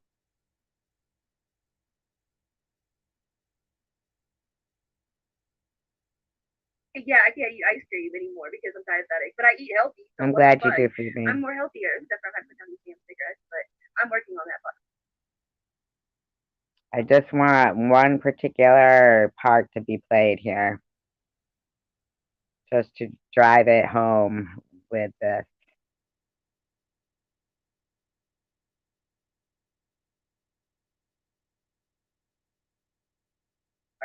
I'm working on it. I've cut down. I really have, actually. I really have cut down. I've let, like, a carton of cigarettes has lasted me a lot longer than they used to. Logan will definitely be okay in jail. She's going away. She'll be away for, yeah, hold on. I just get my dad. Hold on. Wait, people will lose.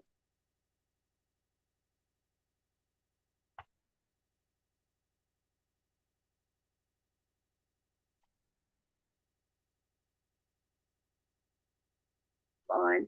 I hope so. Hopefully these people will get a fucking clue. Okay, speaking of her mugshot, okay, so, Did somebody find it?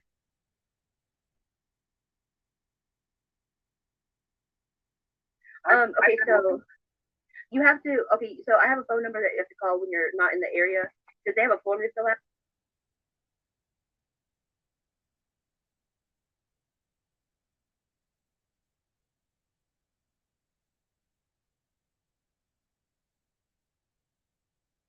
Yeah, they are. Time 5 o'clock. Okay. If it does come on, can I stream it on you?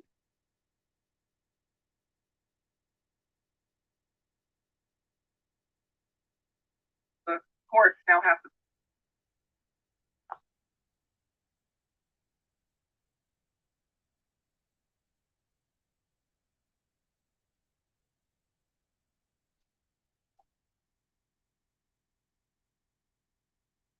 play their streams because you have to have public access.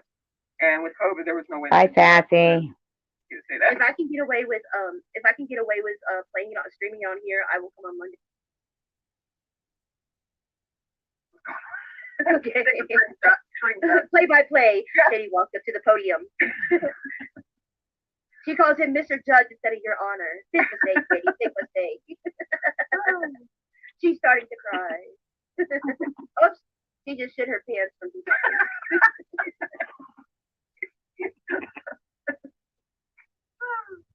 Party foul.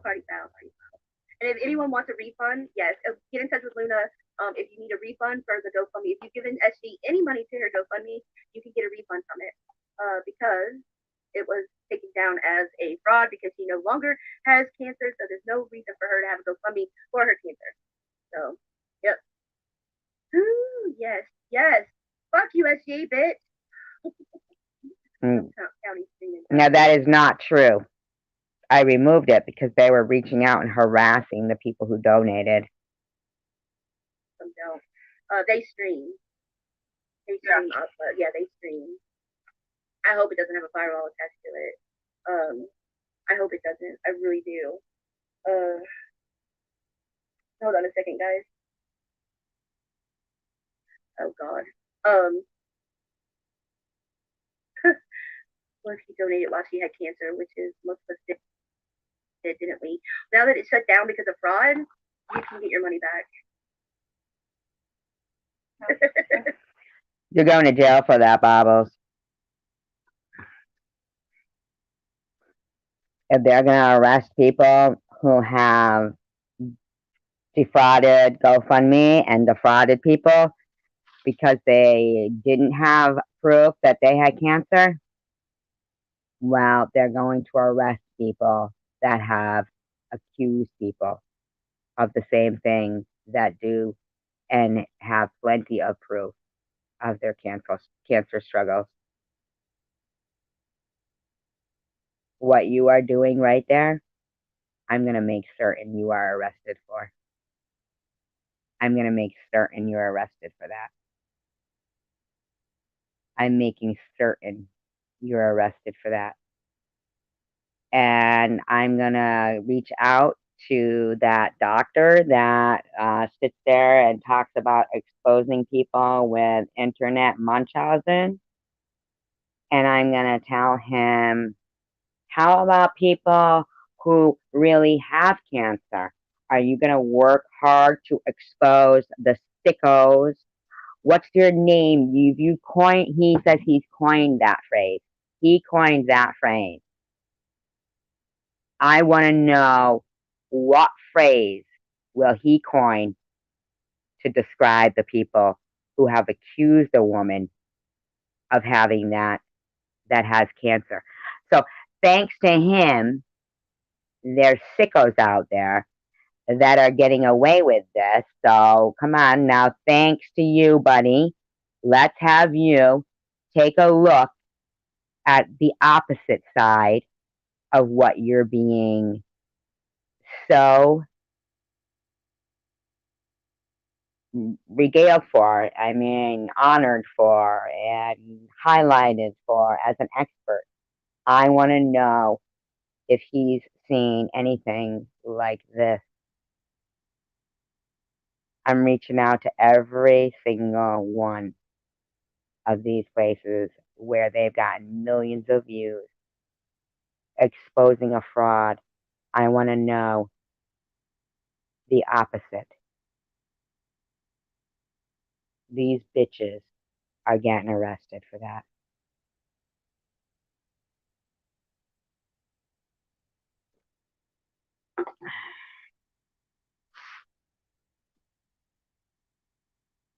That's the bottom line.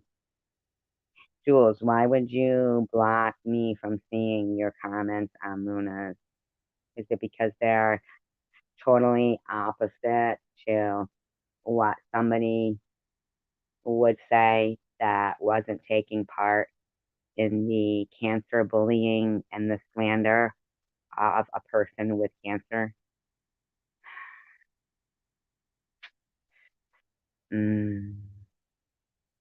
I'm so glad that I did this live stream tonight, because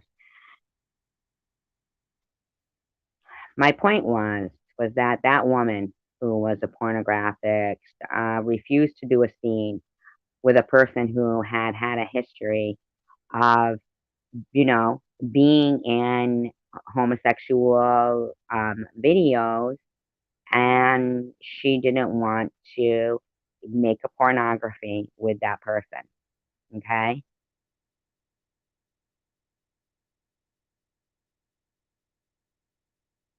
So she was cyberbullied by the, gay community about what she had said.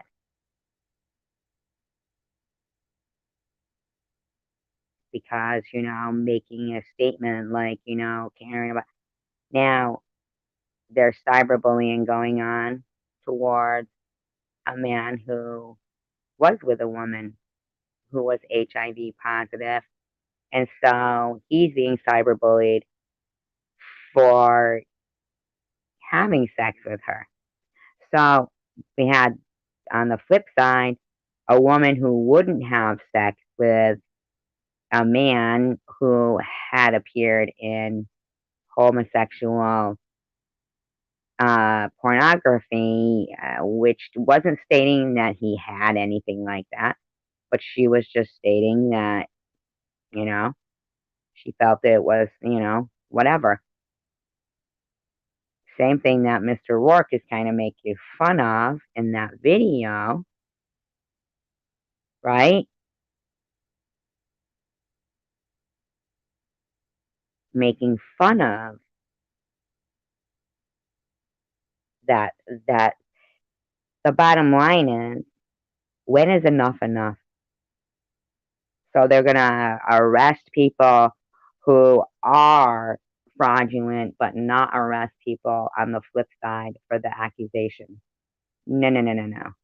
No, no, no, no, no.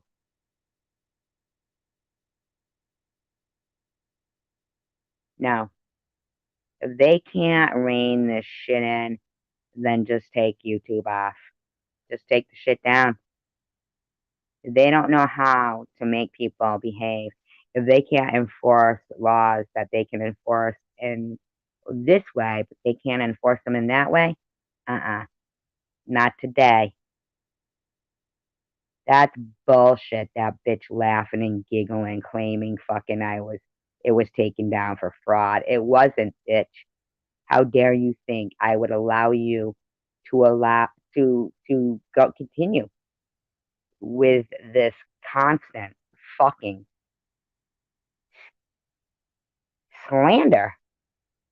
How dare you think you're getting away with that kind of slander? And your antics from last night? No, you're being arrested. So are you, Luna. I'm gonna make sure they arrest you, just like they did those people that defrauded GoFundMe. You're gonna be arrested the same way, because you're pulling a fraud. It's fraudulent what you're saying about me. It's fraudulent. You're liars. You fucking lying people that have been saying this shit and then joining in. Fuck you, Luna. Who the fuck's torch do you think you're picking up?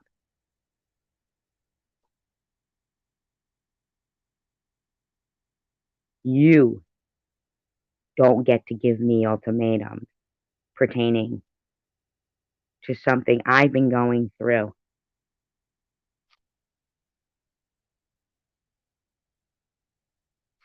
I know. I know.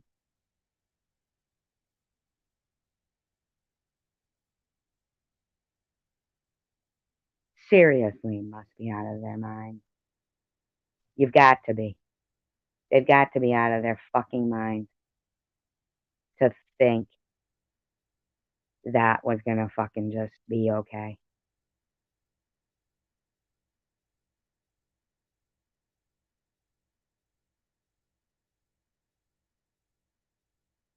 Let's see what this one too is doing.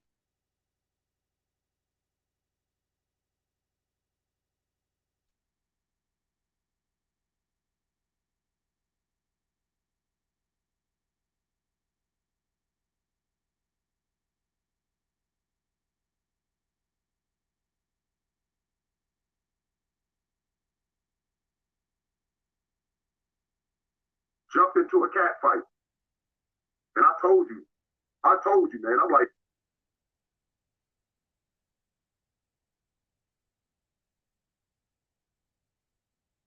don't get in between two women when they're able to deal with it themselves. It had nothing to do with you, dog. You should have stepped the fuck away from it. But no, you just had to get yourself involved. Who's he talking to?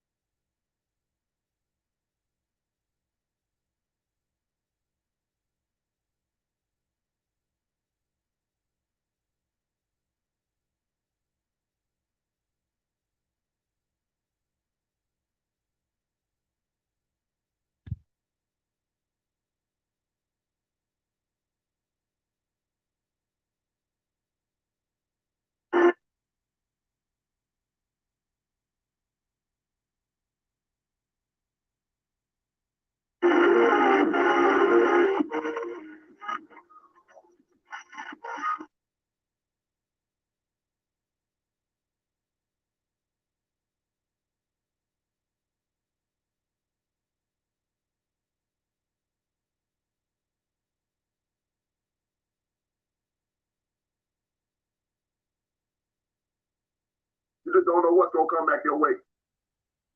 He's experiencing it today.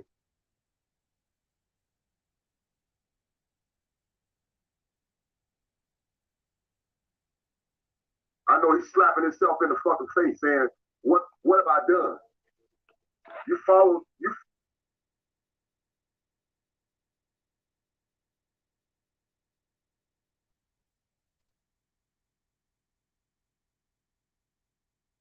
follow a junkie.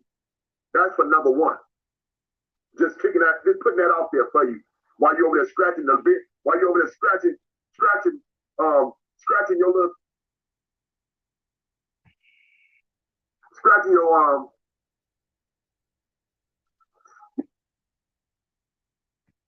hair particles, whatever you got left. I ain't mad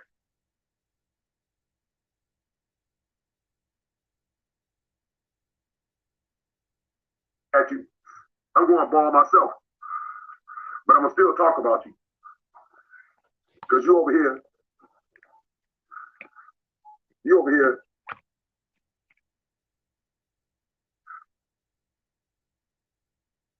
jumped into a cat fight, and I told you, man. I'm like, don't get in between two women when they're able to deal with it themselves. It had nothing to do with you, dog. You should have stepped the fuck away from it. But no, you just had to get yourself involved. So why were you involved? I'm just curious.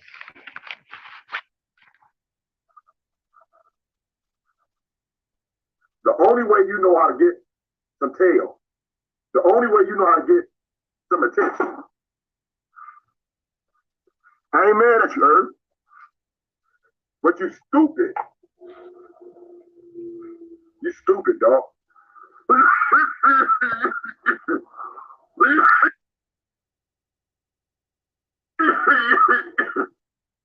Because you should have known from your own experience the way this woman was living her life and the evil she was spilling. She couldn't stay up forever. But maybe that's where you thought you was clever. And you thought you would be able to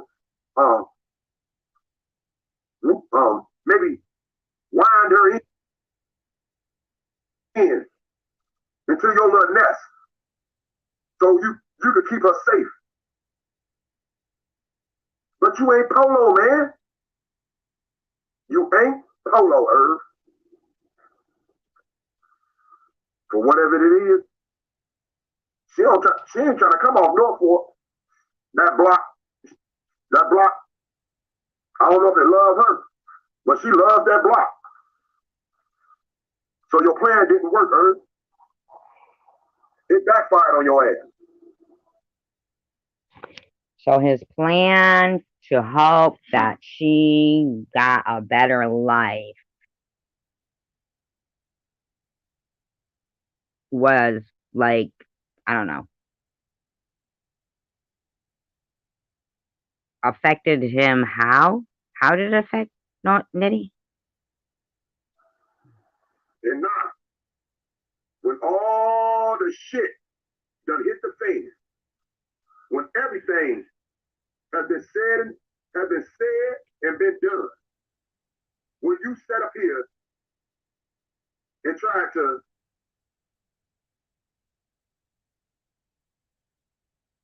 set Cray Cray up for Shaky and her mess, and you thought you was doing something, laughing, on, giggling, like a schoolboy in junior high, man.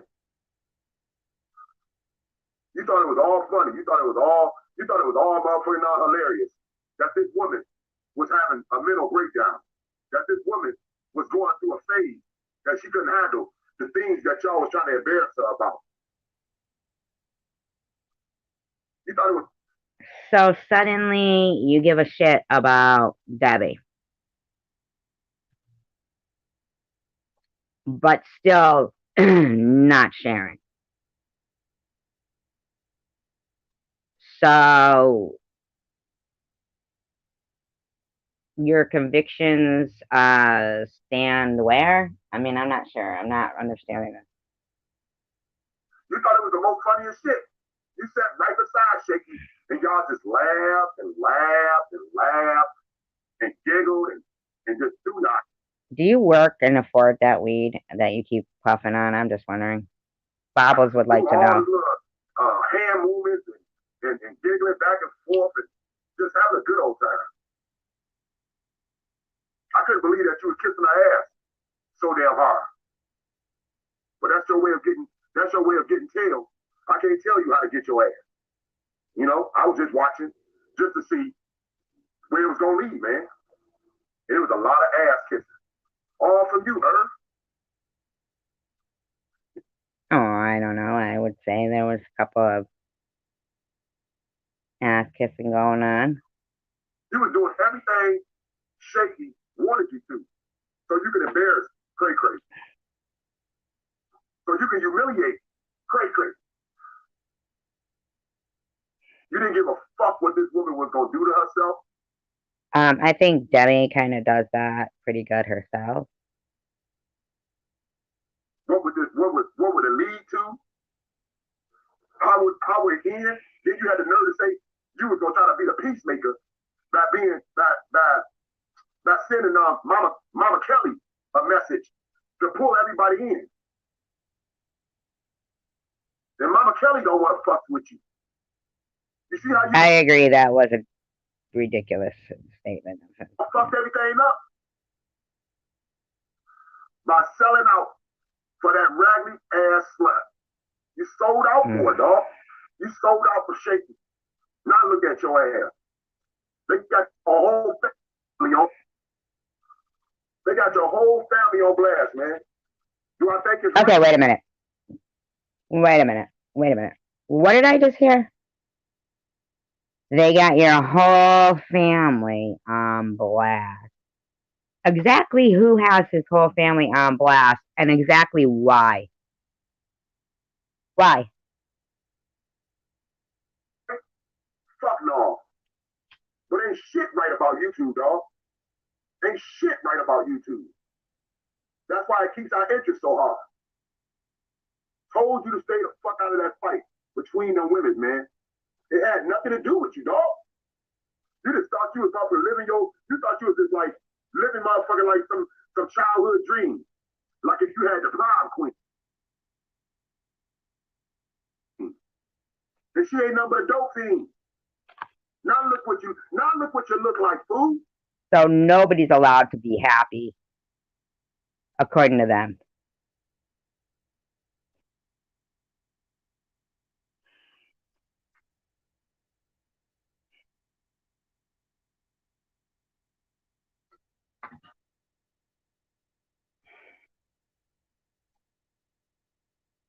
This bitch stuck in a bathroom. This bitch stuck in a bathroom stall. Why you gotta park your truck around the block? Huh? This bitch stuck in a bathroom stall. Why you gotta park your truck around the block? Cause it's fucking hot. Now who gave you all that info? Who put you on game? Maybe it's the person you call. Carrie Ann? You wasn't expecting her to flip on your ass. You weren't expecting Carrie Ann.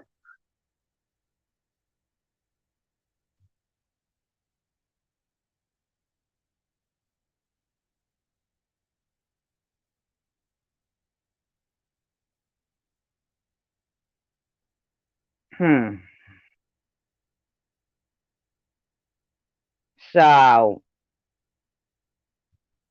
Carrie Ann has been evidently fucking, her source, I guess. Which would make sense because, a couple of weeks ago I did spot Carrie Ann into, in Jersey with Jules.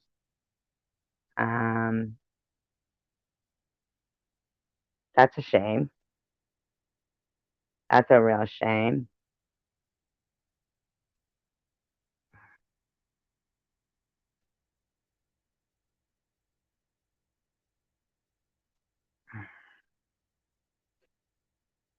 Anyway, you look at it, some of these fucking, these people, they just basically have it out for anybody and anybody at all. All they do is be evil. To actually have a conscience. You weren't expecting Carrie Ann to actually have some kahunas. You weren't expecting Carrie Ann to be motherfucking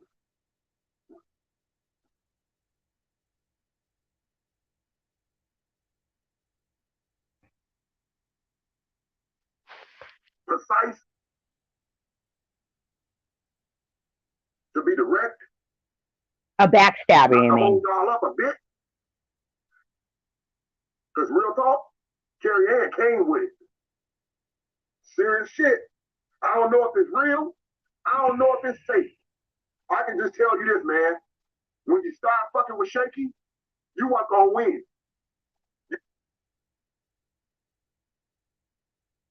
Wait a minute. So now they're blaming this on Sharon. What is Irv is going through or something? I mean, now they're blaming it on Sharon. They're giving like tooting the horn for what has basically been a witch hunt. Yeah. You weren't gonna win, dog. When you started fucking with Shaky and you put all your motherfucking marbles in, when you motherfucking betted everything on motherfucking black, when you said put it all on Shaky, man, I got one thing to tell you, dog. When you said put it all on Shaky,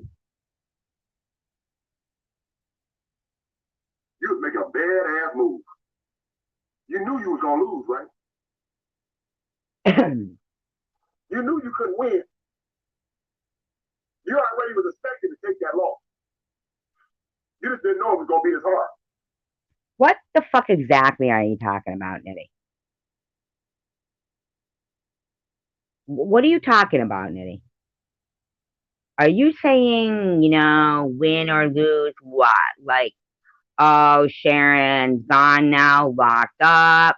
We got you by the ball. Not we, that, but I'm wondering if he's saying, got you by the balls because you did this and Carrie Ann wasn't your friend and blah, blah, blah, blah, blah, and stabbed you in the back. What exactly is it you're saying? And have you no other concerns in life other than Sharon? And if not, could you tell me exactly why? Because I know she didn't call CPS on you. Ollie did. And Bobbles. You can't win. Damn. Hold on. You can't win. You can't break even. And you can't beat the game. You can't win, child. And you're a role model for children, to your own children.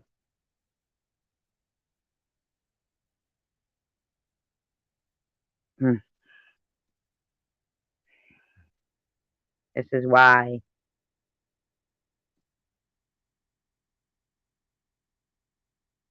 you can't break even, and you can't break away from the game. No, you can't. You can't break away from the game. You knew you were going to lose, right, fool? How dare they think that people are a game? Yeah. If everybody don't already know, she done came out with Raven's death certificate and put it out there on YouTube for everybody, for everything to be seen.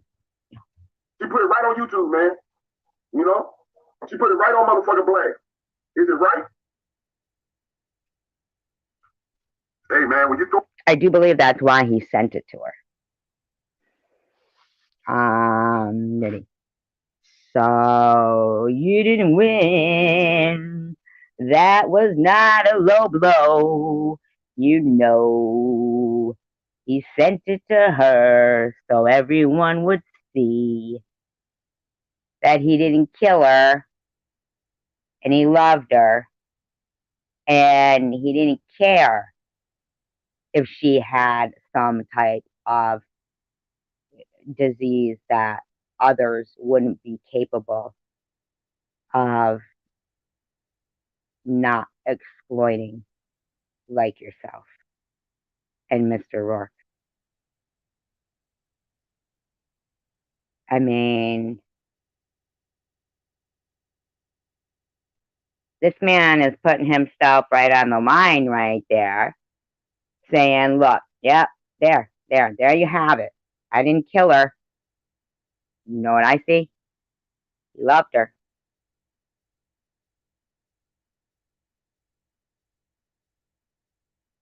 So when people are gonna, say, oh, wasn't that movie like, Philadelphia was so sad, nobody wanted to touch that person before they, passed away from, AIDS or whatever,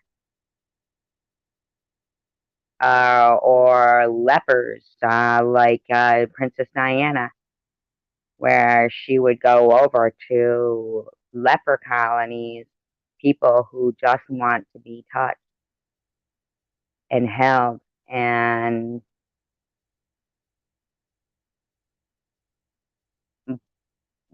could possibly end up just dying in it alone. But he didn't have that within him. Right? He loved somebody that was a risk towards him. I will tell you that, Nini, your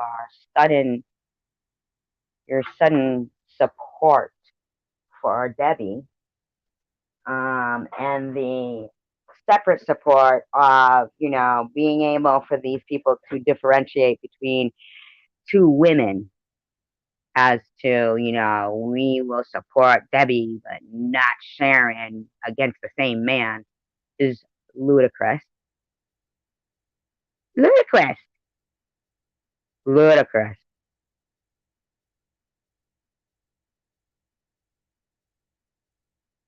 Okay?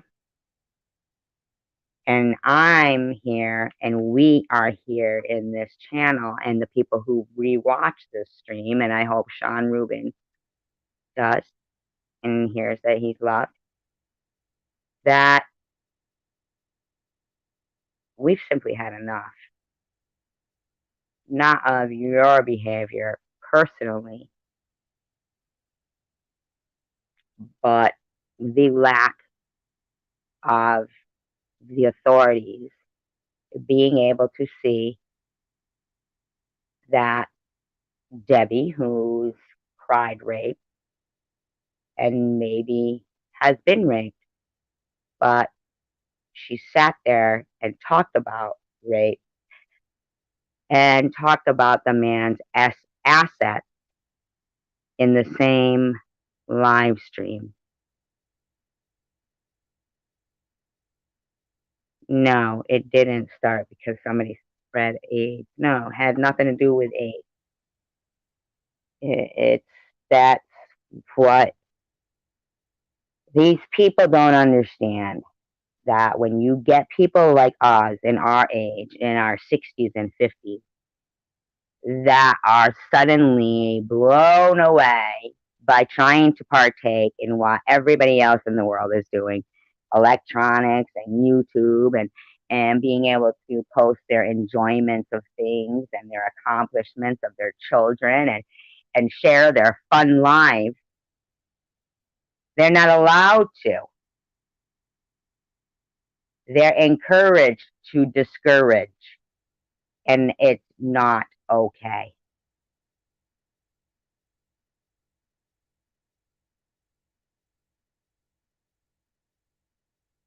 throwing mud, And then when people forget about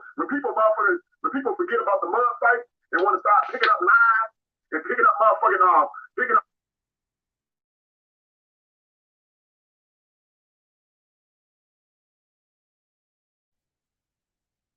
type of other items, and then teasing people about being motherfucking on situation with other items and shit. Hey, The fuck is he talking about? gloves off, bitch. Gloves off. Gloves off. What the fuck are you talking about, dude?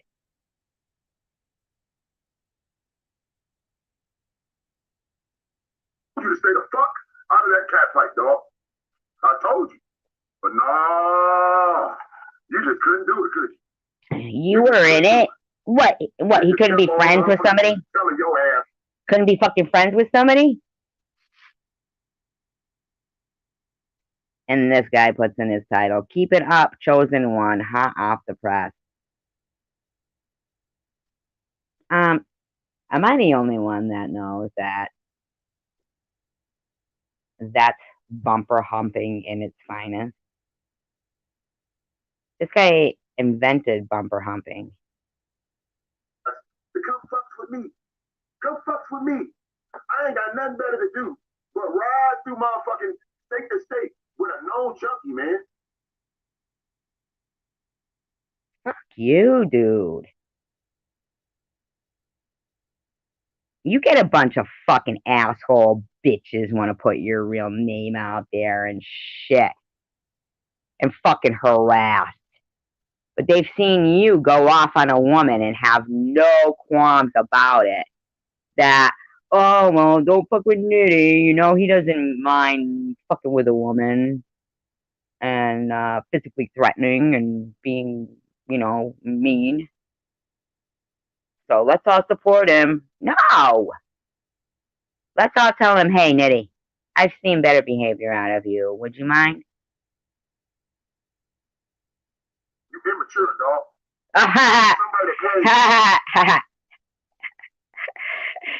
That is a funny one. For somebody to claim you accomplished so much, you immature.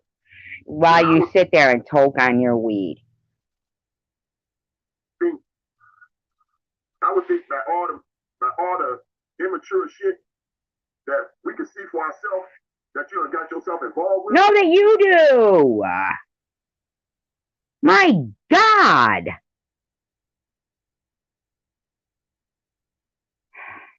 I don't think that you got a lot of blessings. I would think you got a lot of blessings your way that kept your ass out of trouble, man. And this probably gonna be the same thing. So you're fucking bitter that he's been living his life as a tax-paying, productive person. Probably know the right people, and that's what's gonna keep you above water, though. But real talk, you fucking with these women, thinking that they're the same as any other woman that you may have dealt with or seen. You don't know what you're getting on YouTube, man. You don't know what you're getting on YouTube. You know, Carrie Ann, she didn't show Raven's name. All right, y'all. It didn't say nothing about nobody's name. She blocked that. So I don't know if it's true or not. It might not be true. Might not be. You know what I'm saying? But it do say. It does say. It does say. Not. Something about HIV and the rest of the things that Irv brought up. So don't read those.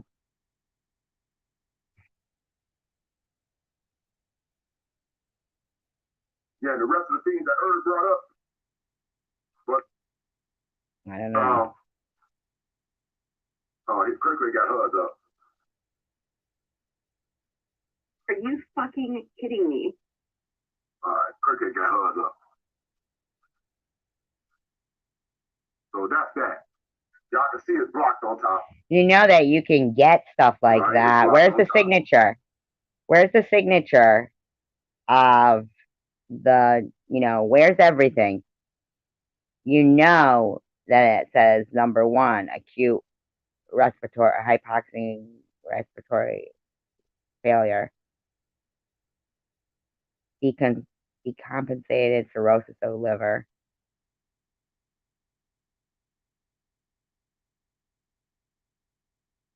But where is the signature?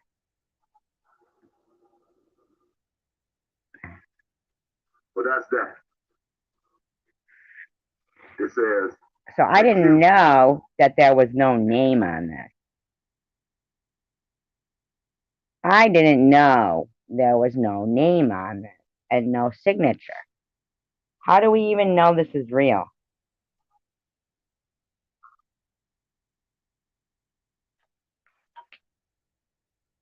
I don't want to say the hat, but I don't want to say that word wrong, but respiratory failure.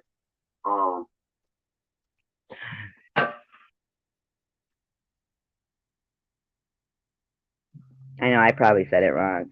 Something about the liver. And then it say, the third one, it say human immune deficiency. Immuno,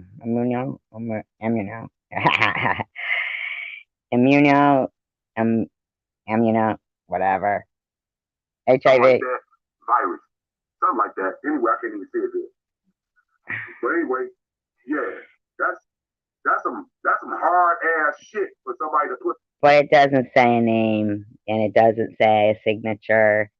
It doesn't say those things, does it? I mean, does it? And these people are running with that.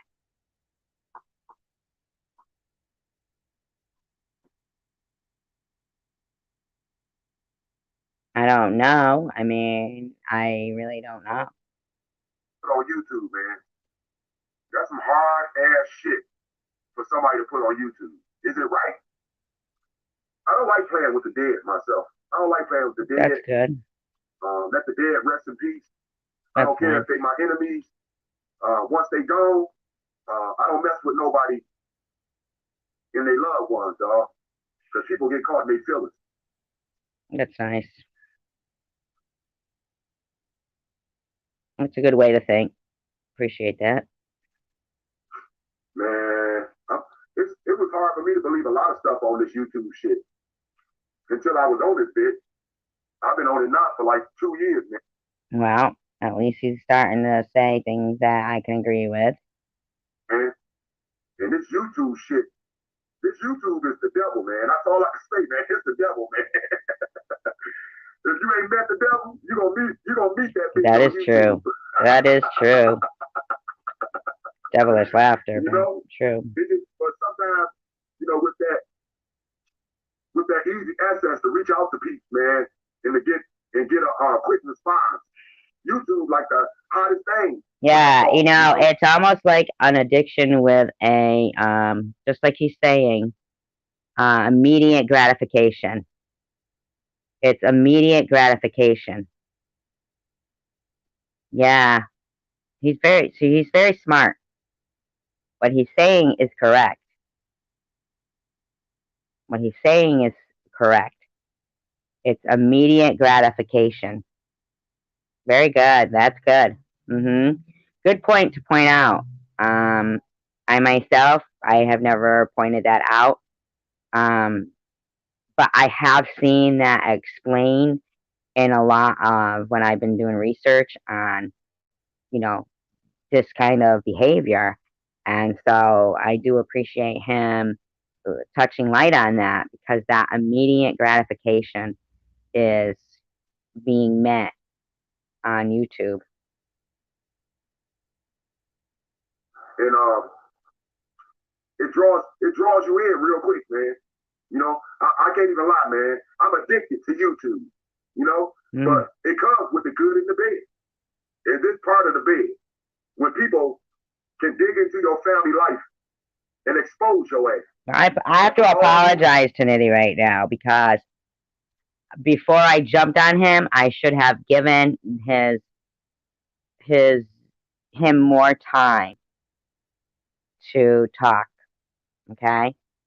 My thought process was on what I had heard, what was going on, and the screenshots I had received of his chat room. Now I'm not all the way through this video, but I do know that he has a tendency to not pay attention to what goes on in his live chat, but he doesn't post it afterwards. So sometimes there might be times that the reason why he doesn't, for all of them, because he does with some, is that he thinks they're inappropriate. So it's a good possibility that he felt that the chat was inappropriate. I don't know. Maybe it'll pop up. I could be wrong. But I will say, um, what was going on in the live stream chat was not really what you were talking about, Nitty. It was really bashing. And put all your business out there, man. And is it wrong? Of course it is. But was it wrong for him to go after Cray Cray the way he did? Fuck yeah. Well, she went after was it wrong him. For him to sit up there and set Cray Cray up like if he was back in motherfucking junior high? Well, I'll tell you what, Nitty, you need to watch my video because just like Cray Cray said, the spaceman, he wasn't the first and he wouldn't be the last. He wasn't the first and he wouldn't be the last. And that was before the Irv thing, where then she started getting money from Irv and had no problem meeting him. No problem meeting him. Also, after Babos had put out Irv's history, but she has also done the same thing that she did to Irv to other men. I have a video out in her own words. And he had a crush? Fuck yeah, it was. So when you forget that you ain't throwing mud no more, and you actually throwing straight up blows, and you really about to throwing some shit that can actually hurt, gloves off. Gloves off. And that's what Carrie Ann does show. No, Carrie Ann backstabbed. They judged her too quick. They thought she was No, she backstabbed. They trusted her too quick. The average chick. They thought she was an ordinary woman that was gonna. No, they thought she. Apparently, Sharon thought she could trust her. Sit there and just take whatever they throw to her. She's a snake and a snitch. Snitches. And she showed that she wanted the one, man. You know, she showed that she wanted the cat that they betrayed her to be, because she came out swinging, man. She came out swinging. She said, "Fuck the mud fight." Y'all, Carrie Ann said, "Fuck the mud fight." She came out swinging, man. You know, and she came out connected. You know what I'm saying? I gotta give her that, man. She came out connected. She actually motherfucking came out with some combinations. You know what I'm saying? And they touched his ass. No. You want connecting? Then you need to watch these videos. Sorry, Diddy. Don't mean to fucking toot my own horn or anything, but we do take the time to listen.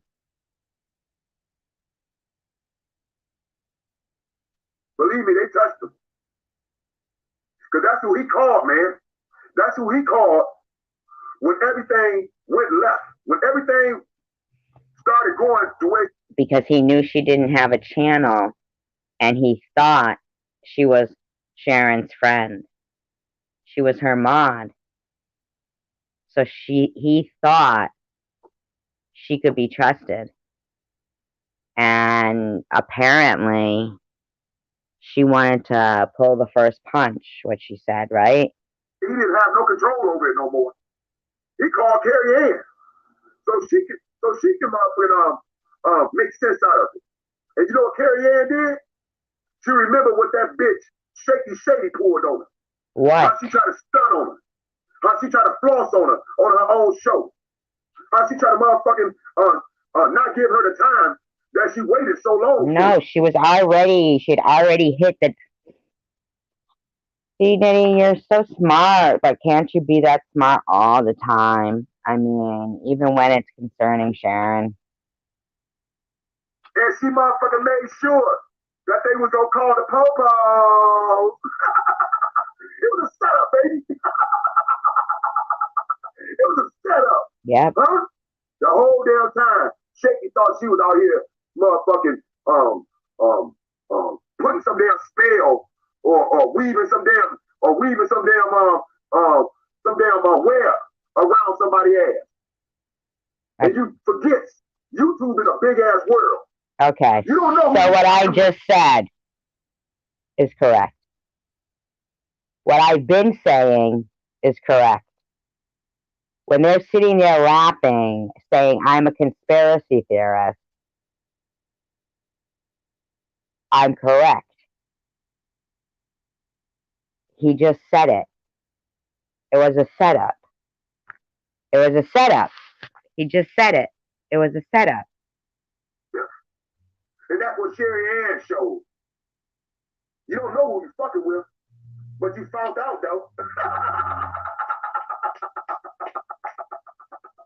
I say they don't know. They didn't know who they was fucking with when they started mother kicking with Carrie Ann. But they found out, though. You know what I'm saying? And she showed. And I fucking sent her a screenshot 2 weeks ago and said, watch out for her. 2 weeks ago. 2 weeks ago, I sent her a fucking screenshot and said, watch out for her. A screenshot that I was sent because somebody else even was disturbed by what they saw. But you know what Carrie Ann did? Kept giving her donations. Kept giving her donations. Buying her trust. Oh, she wasn't slow, man. She ain't the average motherfucker running the mill. You know? She like, fuck that shit, man. You know? Let me show you a few things. So believe me, dog. Gloves off. This shit, man, can only get motherfucking people get arrested. But I think actually, man, it's gonna actually get bigger and bigger with the whole story and the whole mystery of. Yeah, I've been saying this already, Nitty. Probably everybody in this bit, because that's what it's all about, right? Everybody's so curious about who each other is, and that's why we wanted to do live streams so we can kick it a bit, you know, so we can meet up, so we can actually have that communication, dog. But it's a whole nother twist. This is a whole nother twist. No, it's been going on for a long time, Nitty. It's been a whole nother twist for a long fucking time. I remember when Cray Cray gave me my first strike, man. Cray Cray, that's why I was pissed at her ass. She know that shit. Cray Cray gave me my first strike because I did a video about her being scorned. I said a woman scorned. The picture was fucked up.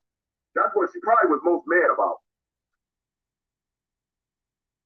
But I had a fucked up camera, so you know it ain't even come close to being right. But I used the title. I know she ain't like that either. I used a woman scorned because it seemed like T-Boy really motherfucker had her gone. And I'm telling you right now, dog. Damn. That's taking me back a little bit. Y'all don't think. Great, that's taking me back a little bit. You know, real talk, though. You know, not just our shit, but, you know, my whole life, you know. But real talk, though. That showed me right there, man. You got to know who you fucking with, dog. Because when Cray Cray came after me, that probably took her 2 days to put that strike on my ass. That takes some time, man, to go through all that shit. And you got to know who you fucking with, dog. And I wrote it out, you know what I'm saying? But that's what it was, man. And I think the same for Herb, dog. He didn't know who he was fucking with, dog. He didn't know who he was motherfucking actually piss him the fuck off. And he found out, man, the hard way, dog. I don't don't know if it's true. I don't give a fuck if it's true or not. Because more than likely, man, anybody that's been in the motherfucking dope game, in the street life, I'm not trying to tell nobody business. Because if I'm telling anybody business, I probably be telling my own, dog.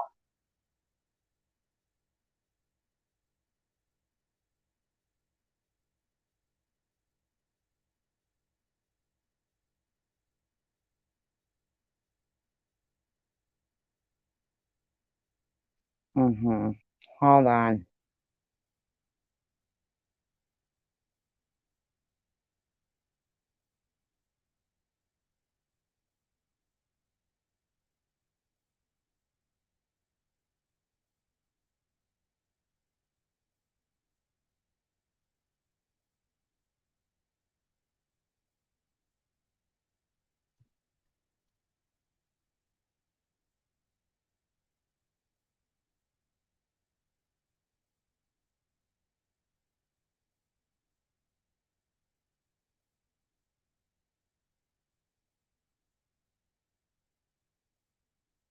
Okay. Guys ready? Just because this deserves another visit. Deserves a revisit.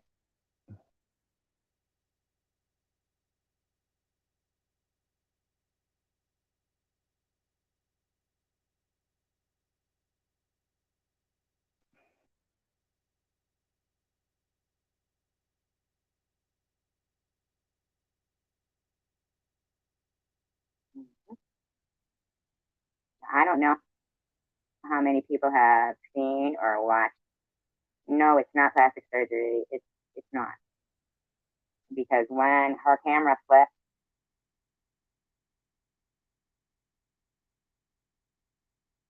someone else burning it.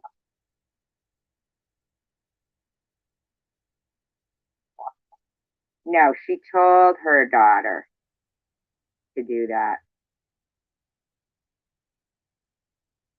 Exactly. Reporters then ignore. Didn't you just say yourself you're here?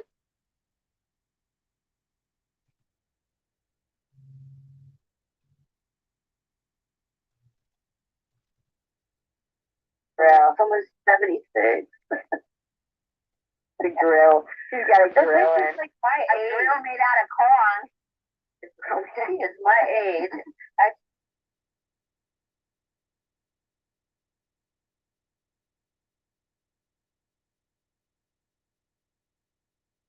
If you didn't get that money, I hear you saying, "Oh, don't worry about it. Kim will help." So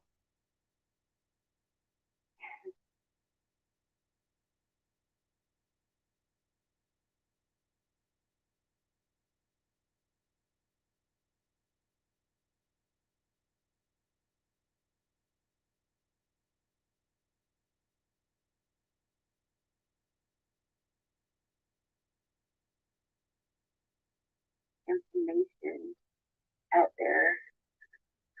She pretty much stops this herself. Yep. Morning warrior. Lulu says, in this, in that particular chat, I could never imagine sharing this type of information on YouTube, which is what I was saying when they were in Ollie talking about,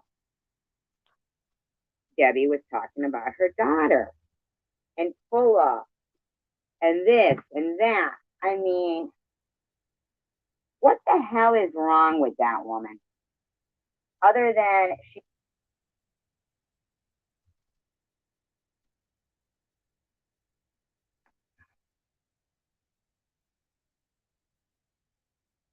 already did. And they just wait a minute, your son's 20? I thought that your son was having to live with your gramps, and I don't even understand that. Oh, that means there's support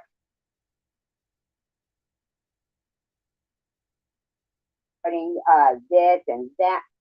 What's the fucking problem with them? I don't do that to them. I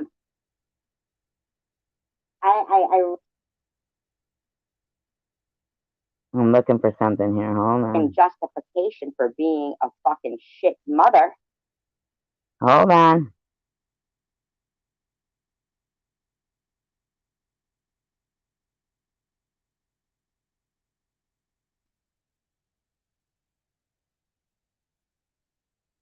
Get an apartment for you and your child.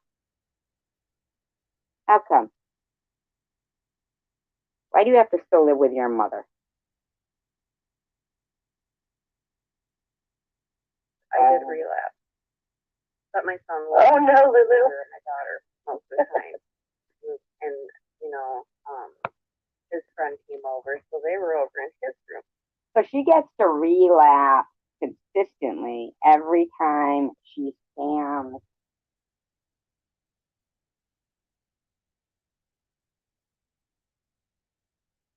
somebody for money.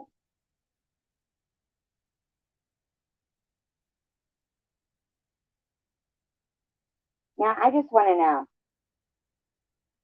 without you asking people if you did get that money, I hear you saying, oh, don't worry about it, Tim will help. So,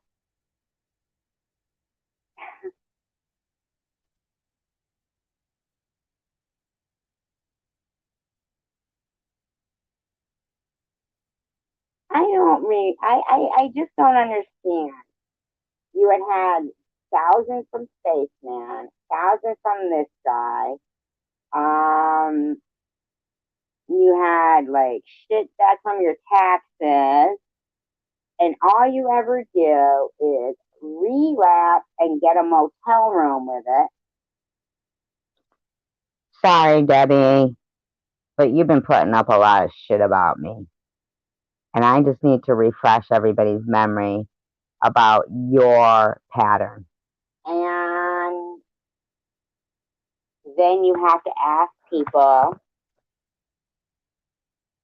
you know, for money to buy your kid presents.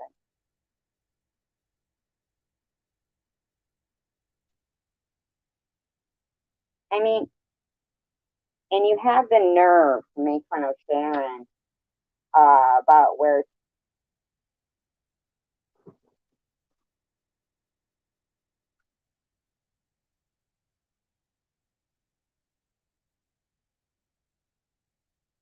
she's living or what she does or anything at all.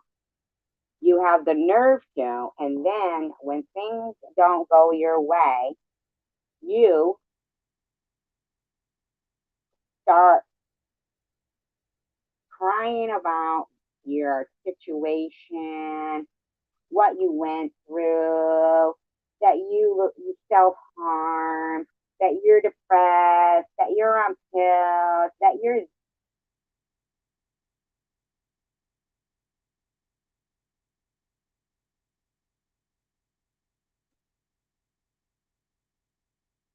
this, that you're that. And I can't comprehend that these people are actually For most of the time. And, you know, my addict thinking was just, I didn't relapse on crack, and that was my drug of choice in the back of day. That sounds a lot. Coke, powder, and then it turned into crack. But I didn't. That right there says a ton about her. Relapse on that. So what if she did? Powder and coke. Oh, fucking yeah, crack. She did crack and then coke. Now she's. yeah, but Bobbles, let's remember that I'm supposed to be the flip flopper. You know, I'm supposed to be the one that flip flops. This is my video from February 11th this year. You drink, you take pills, you smoke cigarettes. I mean, apparently, you seem to think that everything that they all seem to think that what they do is, invisible, or they can admit it and get kudos for saying that shit. But when they want to gang bully two women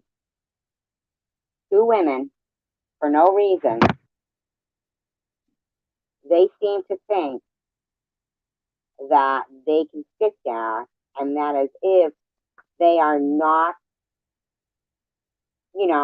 without their own fucking issues.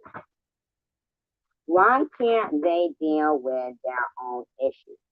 Like, why is Debbie talking shit about me when you're nothing but a fucking dirtbag?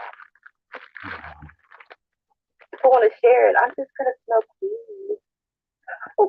Yeah, and suck it. It's so thick, yeah.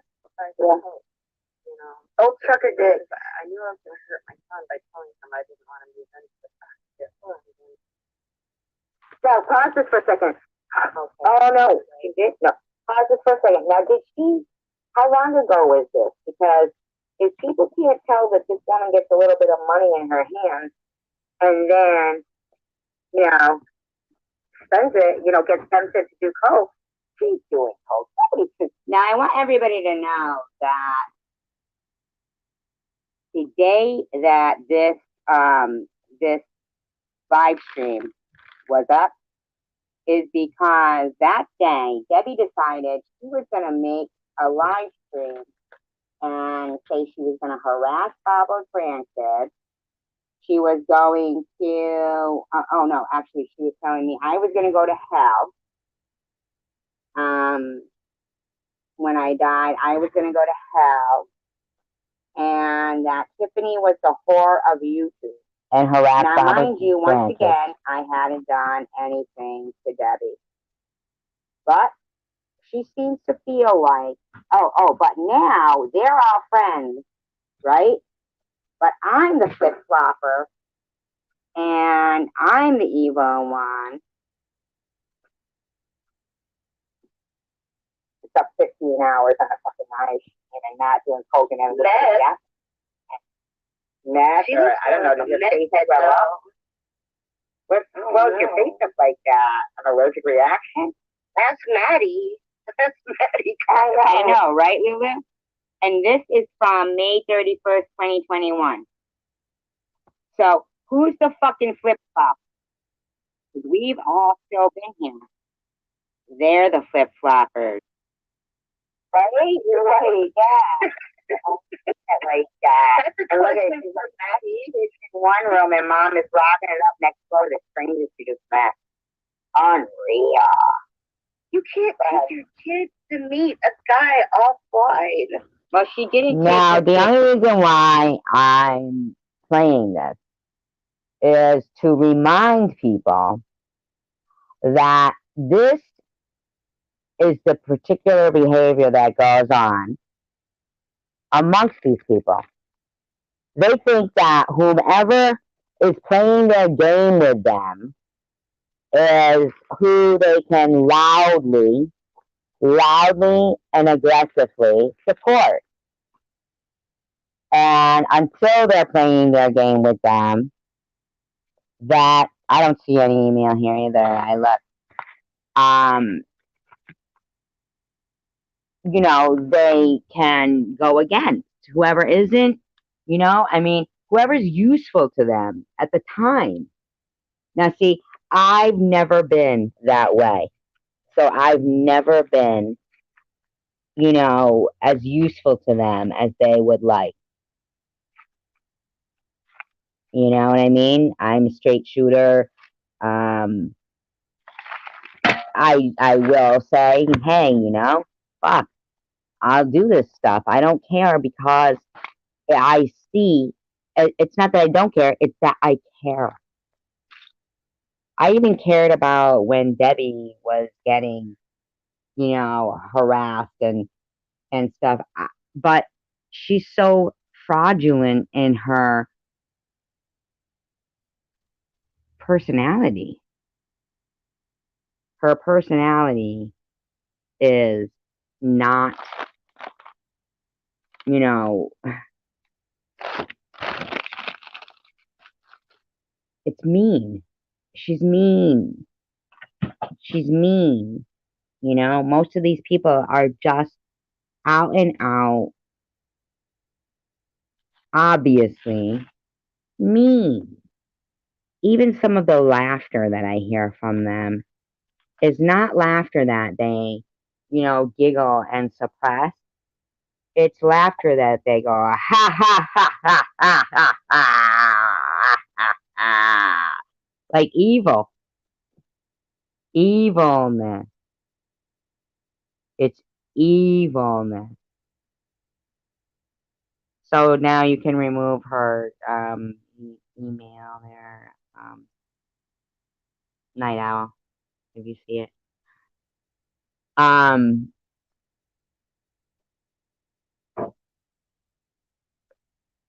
It's evil.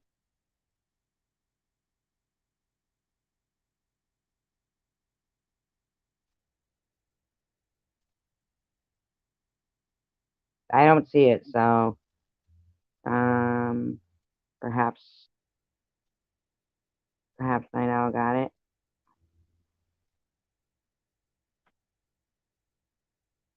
My whole point of what I'm doing is, bye, Sassy. Oh, okay, Sassy. Is because it's ridiculous. It's too obvious to ignore anymore. From not only this community, it's been going on for years. It's too obvious to ignore anymore. I can't allow myself to ignore it anymore. I just can't.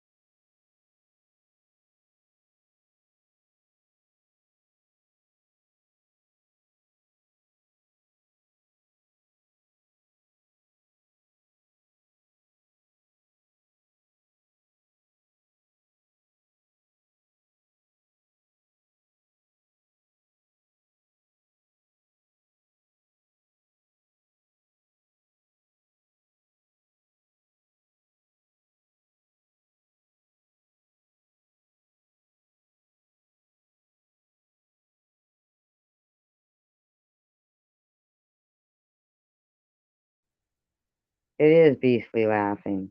It really is. It really is. I'm gonna go back to that particular one we were just reviewing, if you guys don't mind.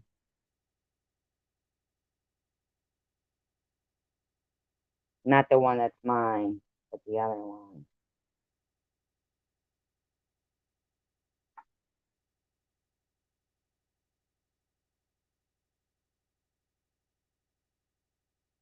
you know.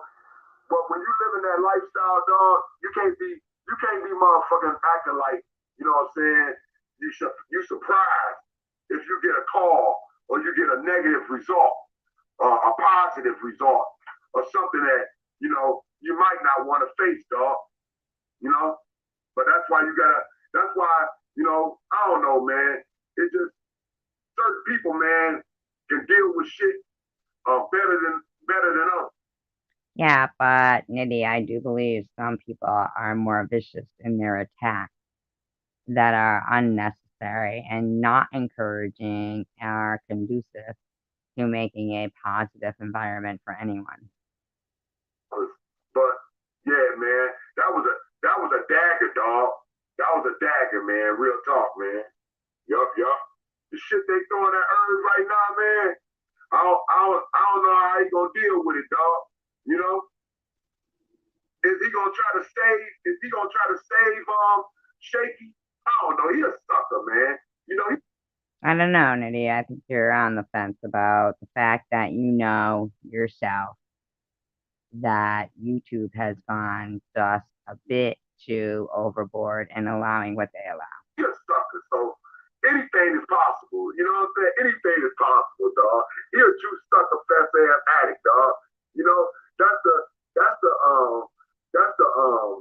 BS that he. It's truly a case of unrequited love. Is that what it's called? Where somebody feels a certain way about someone and another person doesn't feel that way.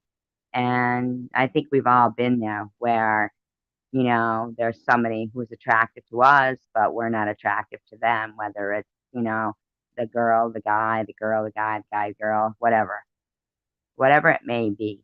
There's been cases of unrequited love, and it's not returned in the way that you want it.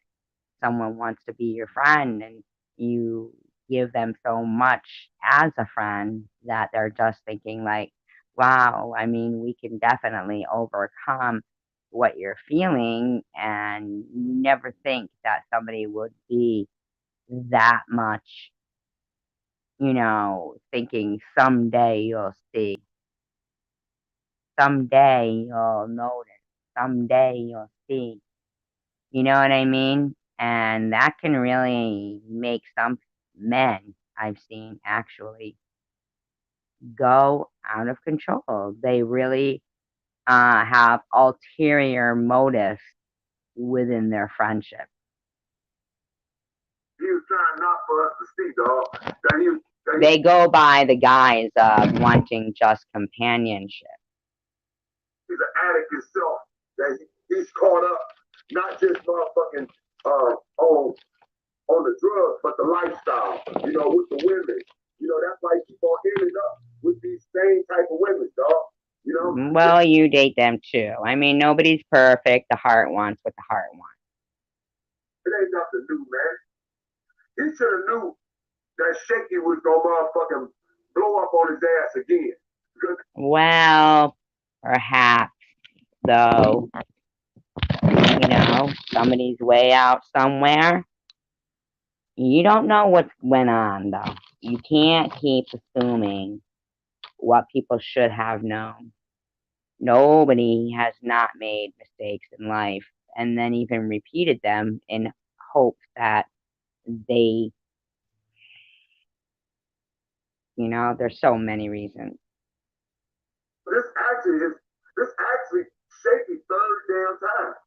This her third time blowing up on his ass, dog. This ain't the first motherfucker go around. This ain't the second, dog. This the third fucking. Yeah, but why is he fucking filming it? He has ulterior motives. You know what I'm saying? There's been plenty of men out there that have had ulterior motives. I'm not trying to sound funny when I say this particular thing, but I have a particular YouTube friend that he goes from, you know, supporting me and supporting my channel to disliking my channel and disliking me and you know, and then blocks me and this and that and the other thing. It's like, come on, dude. For real? Like, can we just either be friends or enemies?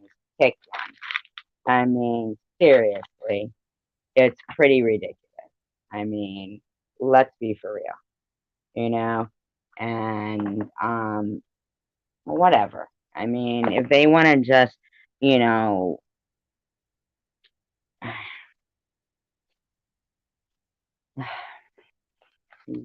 there's reasons I've heard that it was to, you know, defend himself against what people were saying that he killed her and things like that, or who knows, there's no name. It could possibly be that it's not even. Who knows? I don't know. Whatever the case may be, all of this is way too intrusive. In time that she flipped on his ass. So he should really been expecting that shit. But here come her, man. You know what I'm saying? Acting like he in junior high when you're around this bitch. You know? You get all Well, you shit, know, man, all silly. You know? people do sometimes want to feel like they're in junior high. It happens. People do want to frolic and fucking see the world through rose-colored glasses and, you know, feel like butterflies in their stomach. I mean, what's faulty about that? What's the fault about that? I don't understand it. Common sense. No, common sense would be not speaking of it publicly. Public, you know, would that be depriving anybody of that feeling? Common sense would be being, you know, saying, hey, good for you, buddy. Good for you that you could strike me as a high school kid that's happy and frolicking. You know? I mean, hey, does it matter if he doesn't see what you see? Does it? People don't listen. I mean, come on. You're the one old enough to know that. So why do you think that it's fun and worthy to relish in people's misfortune?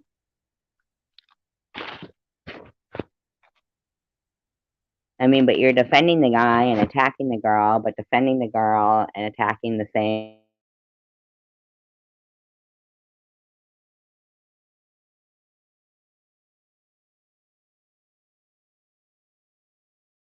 Shit, man. I just thought I'd talk.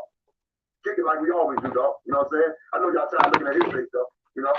So, what else popping out here, though? I'll probably take it to the street. But what else popping out here, though, man? You know what I'm saying? In our community, dog. I don't even want to talk about that shit with SG, man. I don't even want to talk about that shit. But y'all know the Popo came to a crib, though, right? Oh, wow. Now I take back my apology. Wow. Isn't that something? Isn't that something? Isn't that something? Popo came to a crib, right? Now that's funny. I don't think it. With the Popo let her know while she was on her live, man. Oh man, she ain't worth watching though, dog. She ain't worth watching. Wow. She got an irritating ass voice. I think the bitch motherfucker into witchcraft real hard, man. Cause she say some racist ass shit, and she can't even hide the shit she say. It just be really motherfucking just like really like. Has anybody heard me say anything racist? Honest to God. Has anyone heard me say anything racist? So somebody that think they above someone else, man, for some damn reason or another. She really say some old shit that doesn't make no sense, man. But she act like you ain't catch it though, you know? But anyway, man, yeah. I thought I was kind of nice to him. Wow. That happened. I don't even want to speak about that no more, dog, because I ain't trying to get that bitch no problem. Real talk, man. It's just some sick shit. When somebody got to stay on the line for 10 damn hours. When somebody got to stay on the line for 10 hours, dog, just to get somebody to watch your ass. You know that's a witchcraft. That's a witchcraft, dog. I'm telling you. I've never dabbled in witchcraft, but Cray Cray Debbie admittedly does, and he supports her. Come on, man. You stay on live for 10 hours talking about the same fucking person, man. Talking about the same person for 10 fucking hours. I mean, that's why I started watching the bitch. She was talking about T-Boy, and T-Boy wasn't talking about her ass. I'm talking about T-Boy. I'm talking about T-Boy. But in his title of this live stream says, "Keeping up, chosen one, hot off the presses." T-Boy. And T-Boy done booted this bitch on. T-Boy done booted this bitch out of his clique, out of his crew. He even made a fucking supportive video defending me, that he said even though we didn't get along, he couldn't believe what he was seeing. And fucking wow.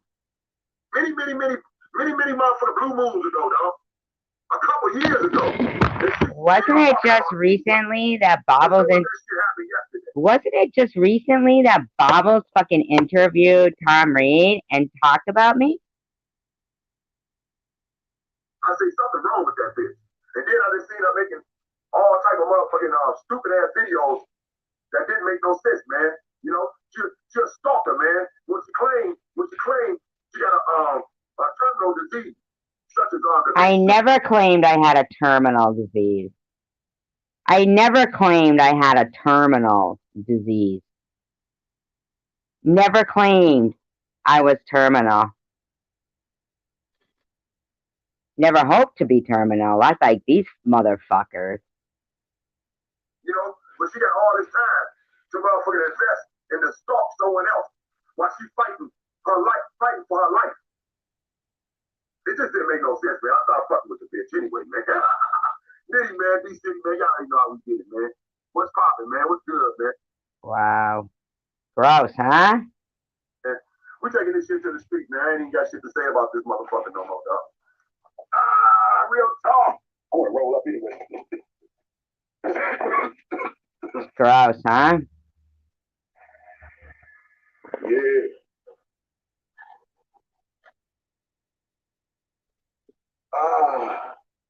She's just gonna stare out of his window now. Mm-hmm. Oh, I'm so glad y'all showed up, man. I'm with real talk. I really didn't have shit to keep. Oh, I can't kick it about T-Boy though. Oh, wait a minute. He's gonna talk about Tom Reed?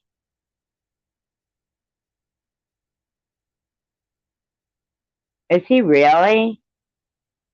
After he just fucking sat there going off? Oh my god. Shit, I'm up and pulled it up, but I ain't gonna even pull it up. You know what?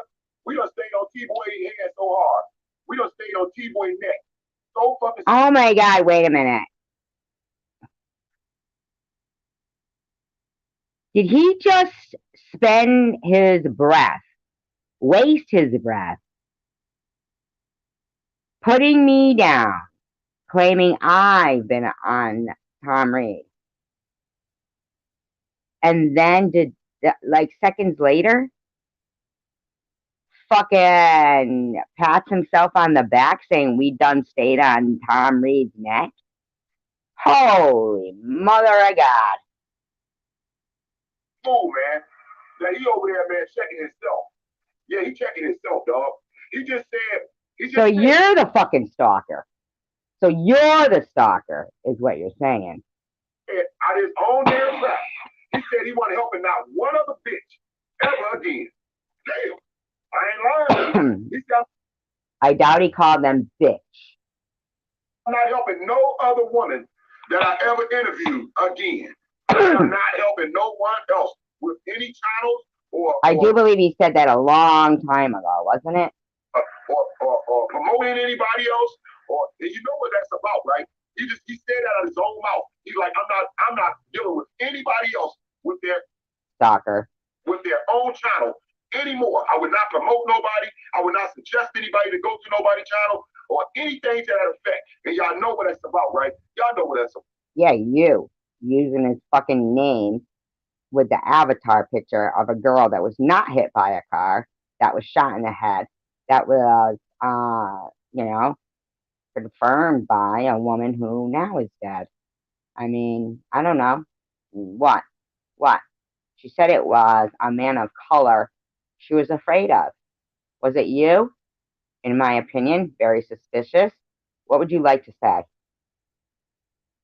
Well, that's about us, man. That's about us. CWG doing their job, man, as we do constantly. That's about us.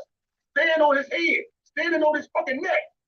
Why are you standing on his neck when you protested anybody kneeling on anybody's neck? That's about us, baby. Huh? He listens to us. T-Boy himself. Well, yeah, I mean, when you're fucking doing what you were doing, in my opinion, I thought suspiciously. He listens to us. He been listening to us since day one. He been one of our biggest haters. That motherfucker is our biggest. Motherfucker, you're using his name, saying chosen one girl. You put in the avatar a picture of a woman that's dead, and basically claim as if you haven't been bumper humpering. I mean, are you fucking gonna be alright over there? Fans at the same damn time, man.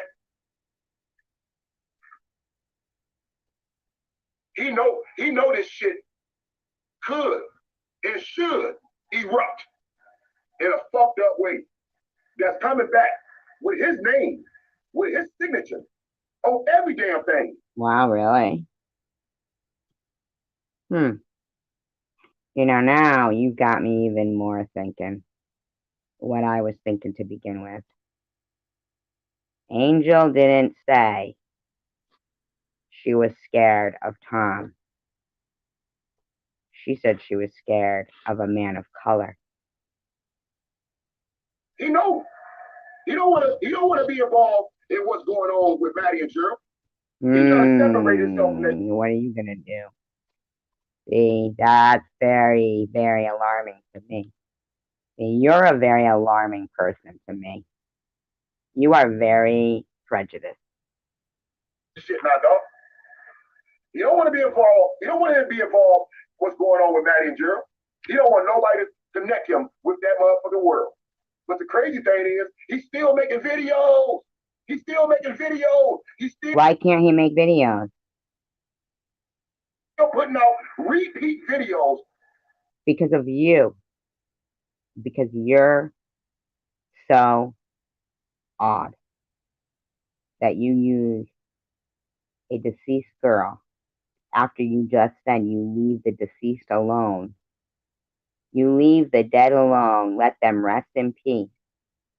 But you have an avatar of a girl in her video who keeps glancing off to the side toward the camera.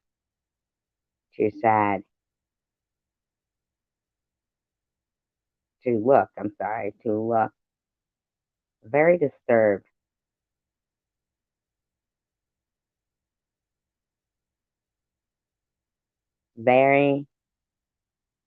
She keeps looking like you are odd to me. Of the same women that he interviewed on 4th Street in Michigan. The ones you mean that ended up dead? Every damn week or so. That ended up dead, you mean? Did another one, dog. He just did another one on Casey and Jana. Just did another one on Casey and Jana, dog. Hello, it's me. He's constantly putting out the storyline. Because that's his money, man. And I told y'all. And it bothers you how? How does it affect you? How does that affect you? Would you mind telling us? What is that? Why would that have you so upset? What might the smart person be able to figure out about those videos? Should we go watch them? Should we take a look and review? Should we see something that he's wanting us to see? Perhaps. What makes you so angry about this? This, dog. I told y'all. T-Boy had his own. You do know that you could have simply not spoken of me, Nitty.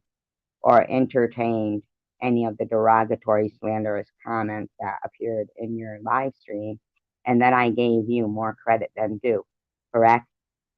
And you underestimated me. Thoughts on how he was going to try to sell and promote the women's of 4th Street in the Michigan from the DC. You do know that the word women is plural already, and women's is like if you're going to the women's room, I guess, or usually ladies' room. I don't know what you want to hear about that. It's fucking women. It's women. No S necessary. And he didn't try to do it, but it started like that because of the accusations of people accusing him of being maybe allegedly the person that did that. Okay. You know? Now, I find that interesting.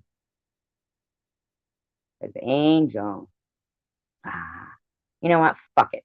Let's just watch it, shall we? Let's just fucking watch it, shall we?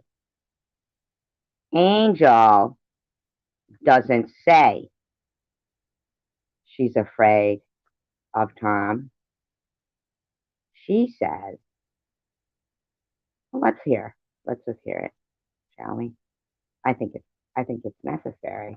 I think you're bringing up some really good points, kind of not.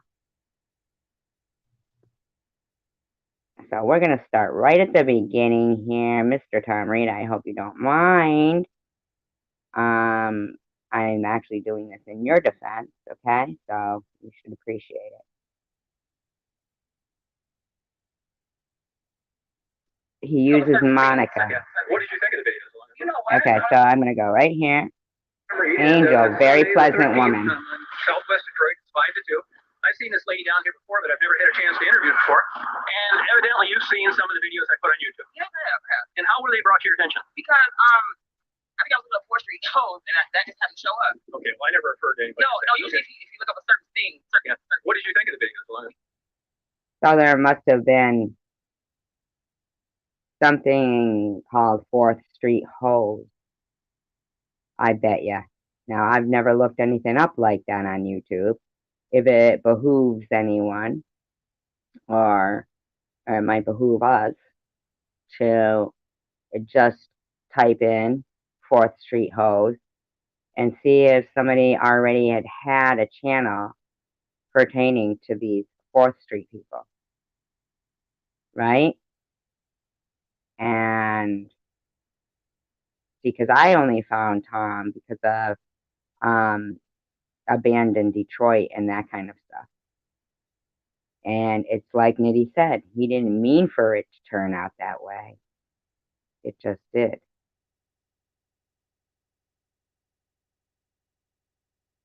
Yes, that's You know what? When I look, first off, I was shocked. There are the people that I know. And you know some of the people that I've interviewed? Oh, I know all of them. Okay. Well, the ones that I've seen, I've only seen 2. So you know that I'm going to... 2. Right. 2. Wendy, dead. Penny, dead. Angel, dead. Monica, dead. Dead, dead, dead. Although I do believe that Monica might have come before Wendy's was known. The older ones are. But here's the thing.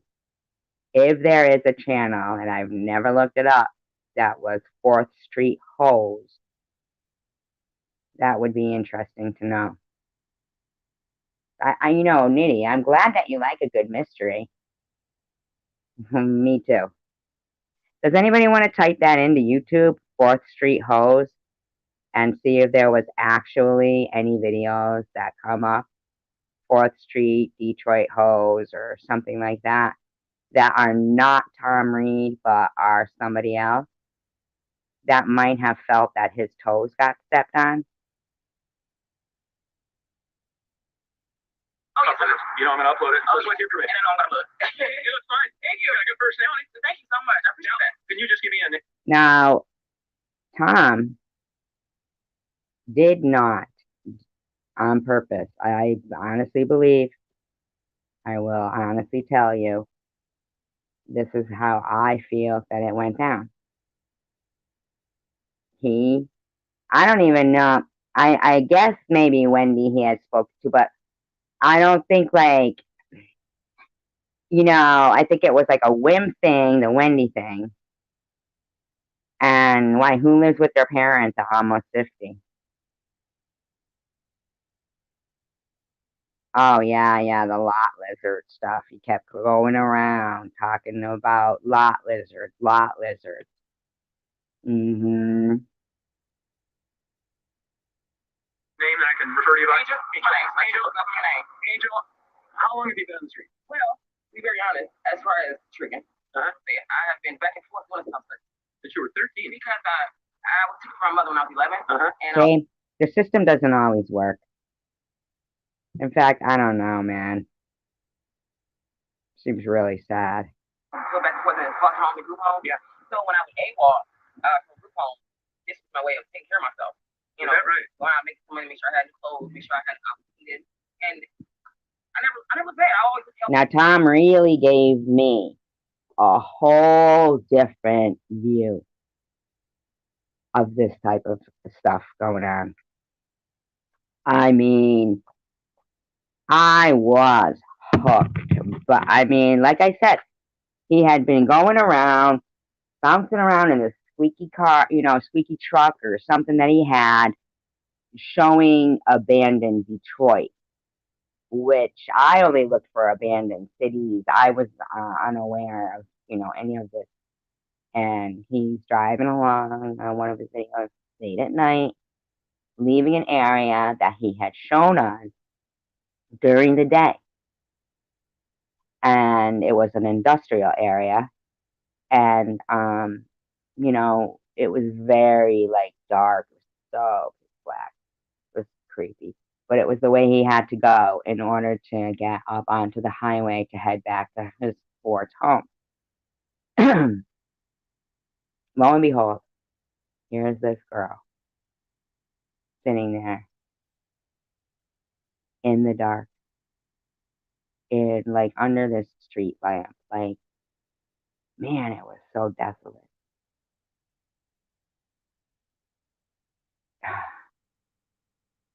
Man. And the irony is, she got killed for $10. And that $10 has always stood out to me. That this person who sat up there, and I'm mentioning no names, in their apartment, scoping everything through that window.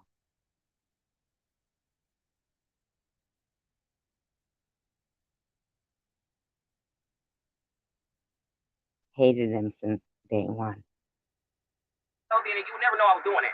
So as of now, or when I have kids, I have to I'm 8 to 2 6 7 days in February. Okay. I've always when I needed diapers, stuff like that, I would go out and on the street, do what I had to do. Okay. So you were having sex at 13? I love her Jimmy as well. And for money. Would you consider any of that sex trafficking or not really because it was your own decision and you did it? It was my own decision. Did you ever have pimps? I've never been pimped. I can't see myself being pimped out by anybody. To me, that's. I'm really intrigued by that comment of having your knee on his neck since day one, and her saying a Channel 4th Street hole. So intrigued by that. Sorry if I'm stepping where I'm not wanted, but me and my witchcraft. Are you money to somebody? Are you from Detroit? I'm born and raised. Now, you're not a high school graduate. No, I actually I was locked up all the time. I've been in juvenile 9 times. For what? AWOL group homes. Always the women getting fucking abused, man. Always the women getting abused. Always, even by the system. The property. Yeah, that's really about it. They're the ones that, you know, they get fucking like judged because they have the kids, even though the guy doesn't give birth to them. Doesn't, you know, he blows his load. I'm sorry to be so graphic, but then takes off. I mean, seriously, how many kids does Nitty have? I'm not even sure. I've heard say of some ridiculous number, and I really hope that's not true, but really. School. You know, when you're home, you go to school. But I get lost so much. Yeah. And I was going so long. But How old are you now? I'm 28. 28 now. And so you've been on the streets for, geez, that long, huh? That's true. Just a kid, really. 28. With 6 kids. Didn't she say 8, though? She went from 6 to 8. 28. Why? What happened along the way here? This is 2019. So figure, I'm sorry,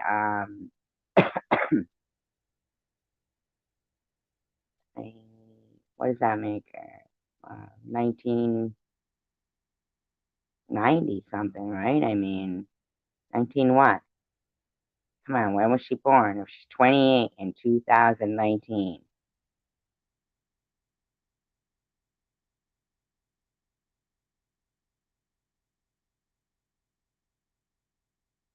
No, but we gotta finish dissecting this video. Homeless wise, no, I don't. I get security. Yeah. For what? It's ADHD, Okay. depression, bipolar. You take medication for that? No, I'm still for it. Now, let me ask you this. Well, people always ask me, why wouldn't you take medication for that yet? Do you have a drug addiction? Actually, You smoke weed that I bad? do think that every 99 what? I know I just said it too, right? I asked the question, but I forgot. Oh, 99. Born in 99.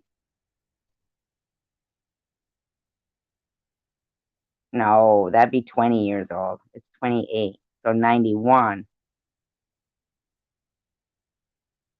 Right? person that's out here telling themselves that's hard drugs. Yeah, It's not always the case. You have people that have normal jobs, but literally see this as fast money and will come out and do it. 1990, around Okay. then. Now, I gotta ask you this. If you watch the videos, and if people are very critical of this, every woman I've interviewed, including the last one, says to me that they will not go with black guys. Oh, this is interesting here. And since you're black, yeah, well, I want the truth about it. Black guys want to be very honest. Yeah, that's please do. I haven't had a problem with most of them. Yeah. And since I have been doing it off so long.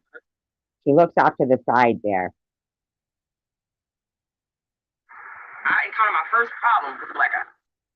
We did our thing, and after we got done, what I done is said I want my money back. I ain't gonna problem take it back. Yeah. Because mostly, I'll be very honest with you, you have problems with each race, but it's mostly the black guys that's always doing some hard shit. Why is that? I don't know. I really don't. No. I mean, because everybody, the first thing will happen. Now remember, she was murdered. This woman speaking was murdered. They're gonna say it's racist. No, it's not racist. I'm black myself. It's you guys. It's not racist. It's just you really have them. Black people always them. Always them. I've never encountered problems with black guys. It's mostly them that be doing hard shit. Like I had a guy recently, a couple weeks ago, hit me across there, and he said, Okay, keep listening. there's empty containers, and grabbed me by the back of my neck and asked me why am I walking his stroll.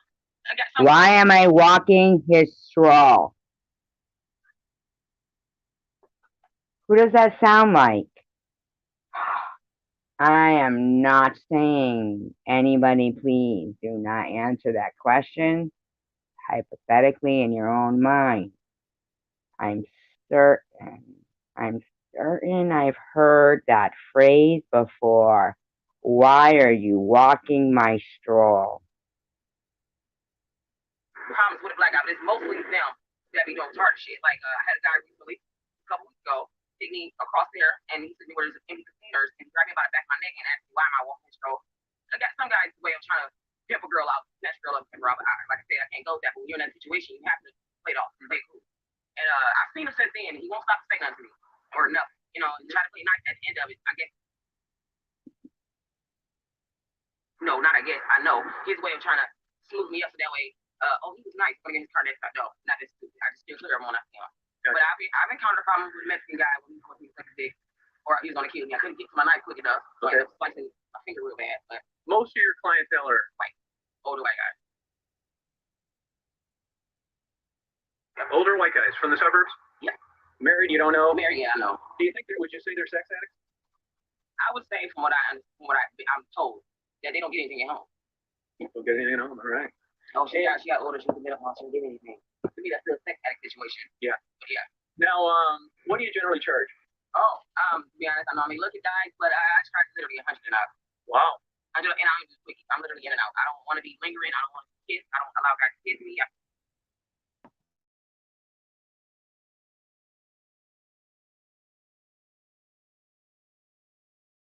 I want you to know, this woman, I liked her. Loved this woman. Loved her. Penny loved her. I don't let them, the finger nowhere near my vagina. They have to at least wash up because I don't do anything on the street. Yeah. They have to go to a motel, their place, or not mine, but either their place or a motel. I'm not doing anything outside. And they have to clean themselves up. They have to. Any girls ever try and hire you? No. Would you do that? No. Okay. No. All right. Okay. Good. I wouldn't do doubles with none of these other girls. I do get shake-ups and because I'm hyperconscious. I can't.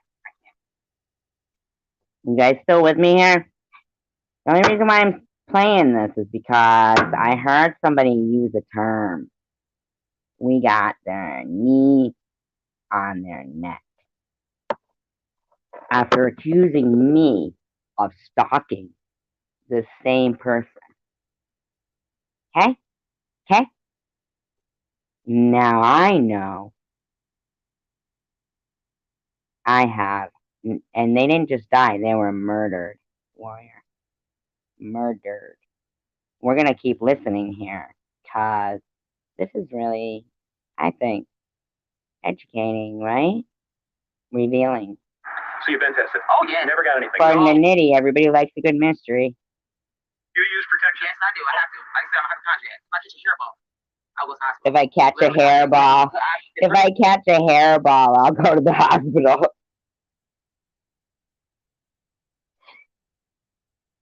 They cut off my medication. I kept going to the hospital for 90 minutes. So I can't do it. Now, do you feel you're stuck in a situation you can't get out of, or are you happy with this lifestyle? Yeah, that's what I want to know. If you could get out of this situation, would you? Yes. And I get. You know, it breaks my heart that I really honestly believe that Tom didn't do anything to these women. The more I'm watching with the eyes that I am, I'm starting to think, after hearing we had our knee on his neck since day one, and her mention something about a channel called 4th Street Hose, that makes me wonder. It makes me wonder. Really makes me wonder.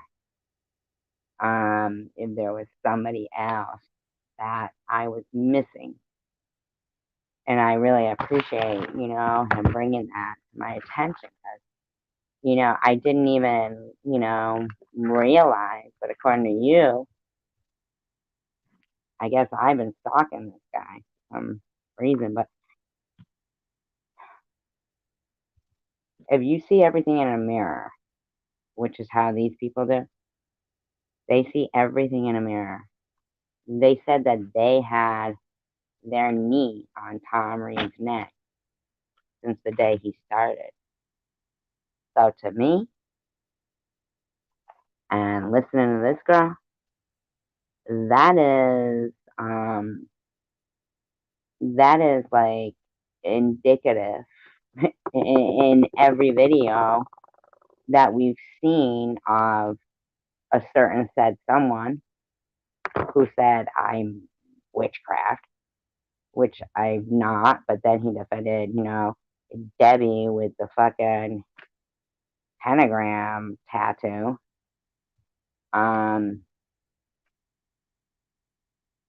You know what I'm saying? Like, if you're gonna try to you know, be the fucking inspector general of witches and be all like, that one there, she's got the mark of the devil. She does. She's got 4 titties. The mark of the devil. Burn her. I mean, really?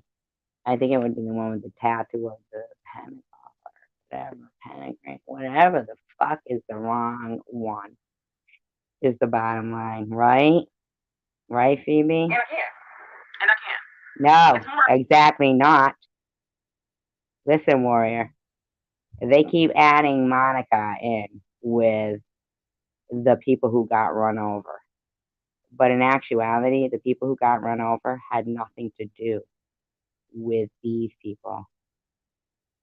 Angel was not. Listen, you need to listen here because this is going to be very revealing.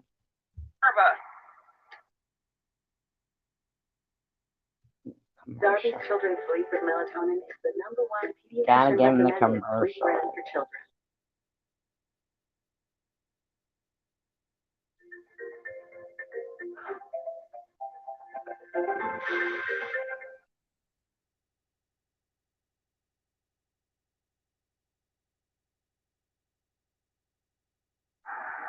Sometimes you be in an indecisive situation.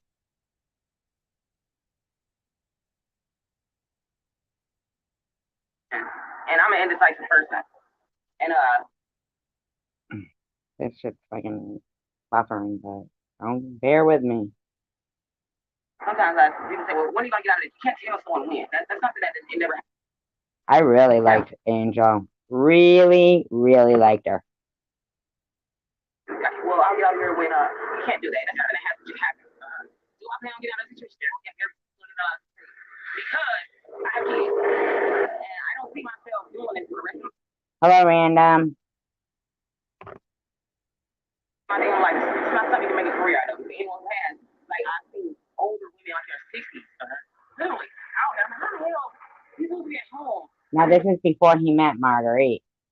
And we all know the story of Marguerite, but hey, this is just for the morning, so here we go.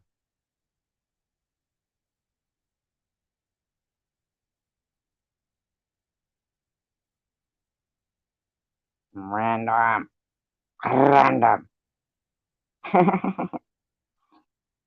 Right? But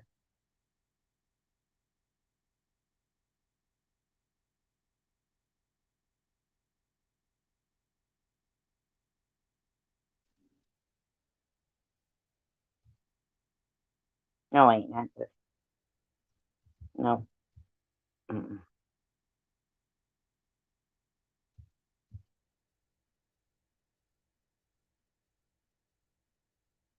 Oh, screw it. I'll just do this one. It is important, Phoebe. I was walking down the street when out the corner of my eye saw a pretty little thing approaching me. She said, I never Oh, wait. seen a man. I got it on playback speed. It's too high. Hold on. I didn't change it. No, I do not own the rights to this, but I like it. I feel it's appropriate.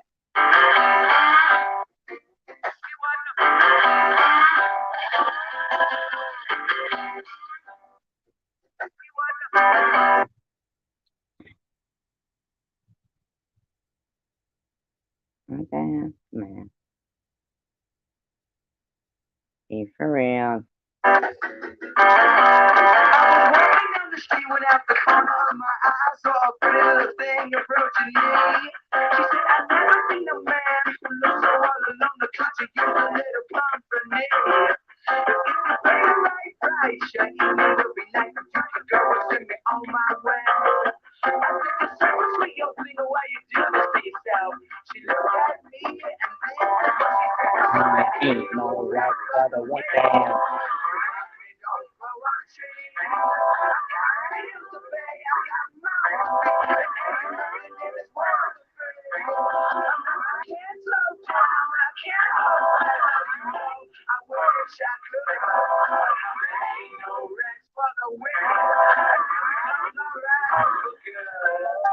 You would, Night Owl. The same.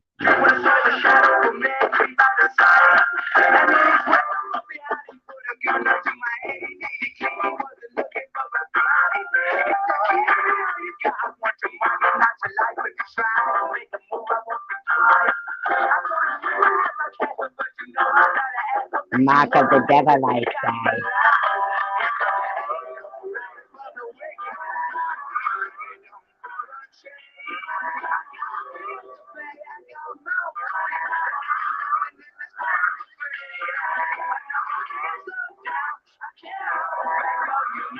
I wish I could.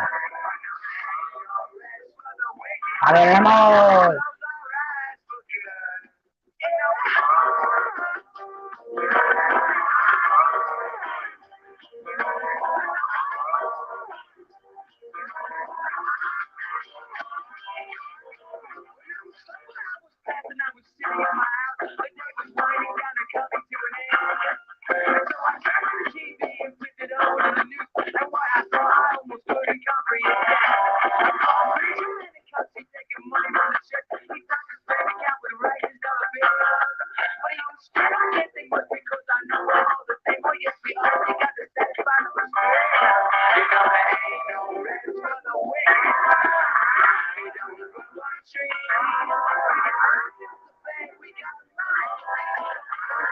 Hi, Courtney.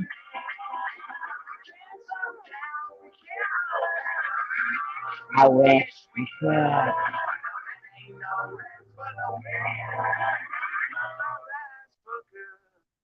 Ain't that right? That's what I say.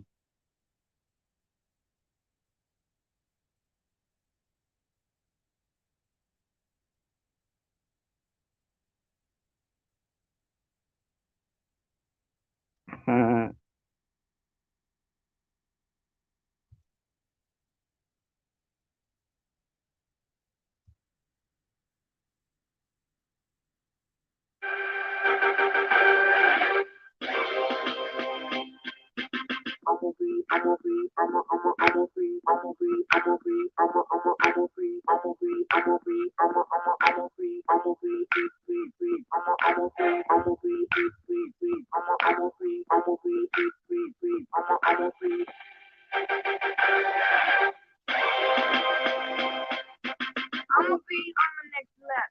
I'ma be rocking over that bass trap. I'ma be chilling with my mother crew. I'ma be making all them deals you wanna do. I'ma be up in that melee flick, doing one-handed flips, and I'ma be sipping on drip, cause I'ma be shaking my head. You gon' be licking your legs. I'ma be licking that shit, looking all fly and shit. I'ma be the flyest chick. I'ma be spreading my wings. I'ma be doing my thing. Okay, I'ma swing it through the way. I'ma swing it through the way. Ricky Burger, I'ma be here to stay. The 21st century, everything today. I'ma be. Rich baby, what? The shit, baby, check me out. On top, never stop. Get hurt. I'ma be the upgraded new Negro. I'ma be the Negro. I'ma be worldwide international. I'ma be in Rio, like in Tokyo. I'ma be brilliant with my million. Brilliant, well, my million. Get back a trillion. I'ma be a rubber, but my name ain't leaning. I'ma be a vein, I'm loading out. Steaming. Bouncing that check. I don't really mind when they bouncing that check. I'ma be rich, baby. I'ma be sick with the flow and the goal is to rock the whole globe. I'ma be the future, I'ma be the whole. Reason why you even wanna come to a show, you can see me while I'm rocking.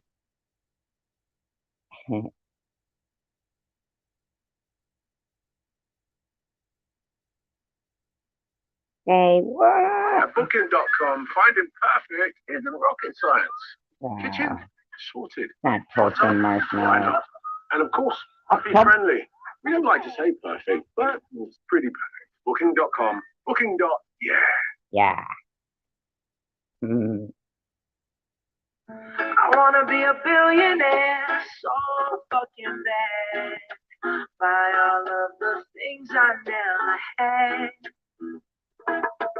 I wanna be on the cover of Forbes magazine. smiling next to Oprah and the Queen. Yeah, me, right? But every time I close my eyes, I see my name in shiny lights. Yeah, a different city every night. Oh, I swear The world better prepare when I'm a billionaire. Yeah, I would have a show like Oprah. I would be the host of Everyday Christmas. You tell me your wishes. I probably pull an Angelina and Brad Pitt and adopt a bunch of babies that ain't never had shit. Give away a few Mercedes like, here, let me have this. And last but not least, raise about any last wish. It's been a couple months that I've been single, so you can call me Travis Claus, minus the ho-ho. Get it? I probably visit with Katrina here. And then tour do a lot more than FEMA did. Yeah, can't forget about me, stupid. Everywhere I go, I'ma have my own thing. Time I close my eyes. I see my name in shining lights. A different city every night. The world better prepare. When I'm a billionaire. When I'm a billionaire. I'll be playing basketball with the president, dunking on his delegates. Then I top it in the mornings, putting it in the Connecticut. Source a couple million, the edge is for the heck of it. Keep the 520 dividends completely separated. Yeah, I'll be in a whole new tax bracket. We in recession, but let me take a crack at it. I'll probably take whatever's left and just split it up. So everybody that I love can have a couple bucks. And not a single dummy around me would know what hungry was, eating good, speaking soundly. I know we all have a similar dream. Go in your pocket, pull out your wallet, put it in the air and sing. I wanna be a billionaire. So fucking bad. Buy all of the things I never had. By everything. I wanna be on the cover of Forbes magazine. Smiling next to Oprah and the Queen. Oh, every time I close my eyes, I see my name in shining lights. A different city every night. Oh, I swear, the world better. Is this the one? I think, I don't know. Put it wrong.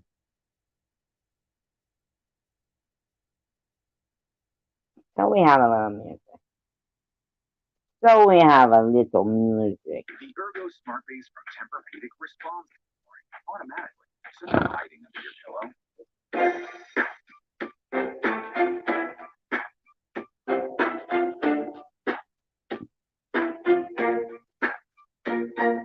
What's wrong with the world, mama? People living like they ain't got no mama. I think the whole world's addicted to the drama, only attracted to things that'll bring the trauma. Overseas, yeah, we trying to stop terrorism, but we still got terrorists here living in the USA, the big CIA, the Bloods and the Crips and the KKK. But if you only have love for your own race, then you only need space to discriminate, and we discriminate only generate hate. And when you hate, then you're bound to get irate. Yeah, madness, but you demonstrate, and that's exactly how anger works and operates. And then you gotta have love to set it straight. Take control of your mind and meditate. Let your soul gravitate to the love, y'all. Killing people dying, children hurting and crying. You practice what you preach, but you turn the other cheek. Father, Father, husband, guidance from above. People got me questioning. Where is the love? Where is the love?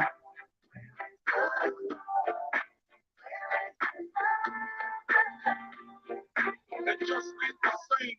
Always change. New day. Nitty, that's your part. If loving people is strong, why the pieces of love that don't belong? Nation Conditions rough and long, chemical gas, filling lungs of little ones with ongoing suffering. As the youth are young, so ask yourself, is the loving really on? So I can ask myself, really what is going wrong in this world that we living in? People keep on giving in, making wrong decisions, only visions of infinity, respecting each other, and as our brother. Wars going on, but the reasons undercover. The truth is kept secret, swept under the rug. If you never know truth, then You never know love. It's a love, man.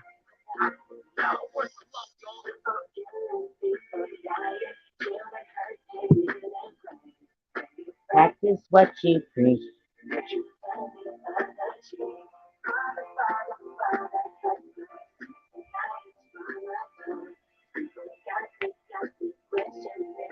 Where is the love?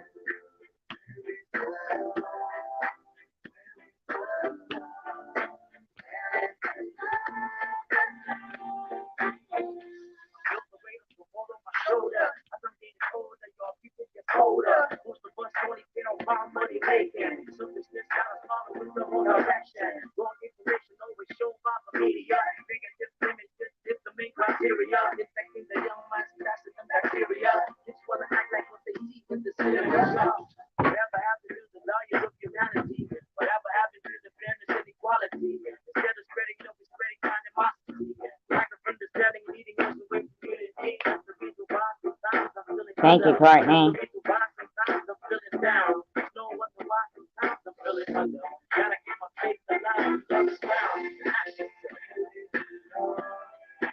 Where is the love?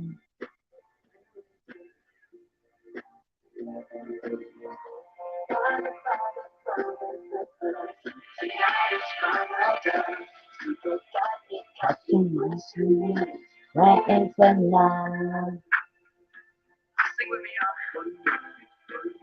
We only got that's all we got. Something's wrong with it. Something's wrong with it. Something's I'm wrong with with it. it. Yeah, we only got that's all we got. We got one world, right?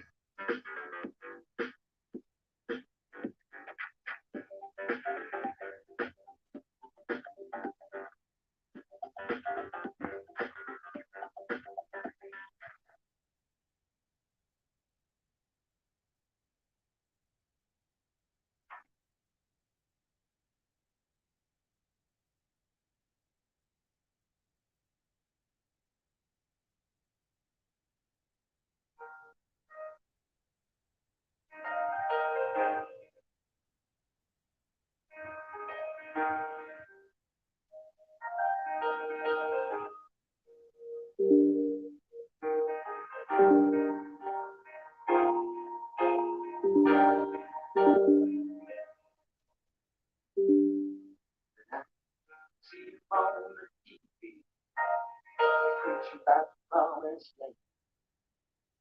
He tells me believe in Jesus, steals the money from my hand.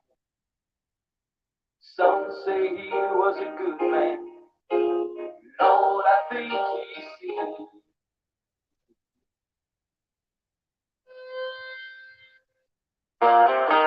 22 years ago, Jesus Christ, suicidal, on me. My music more on a boring show, that's what's really for him back. The boy his best friend in Saigon, I know his wife, his kids, no regrets. Anytime I don't remember, in the war, he can't forget. He tried to give me for what I done there, because I never meant the thing I did.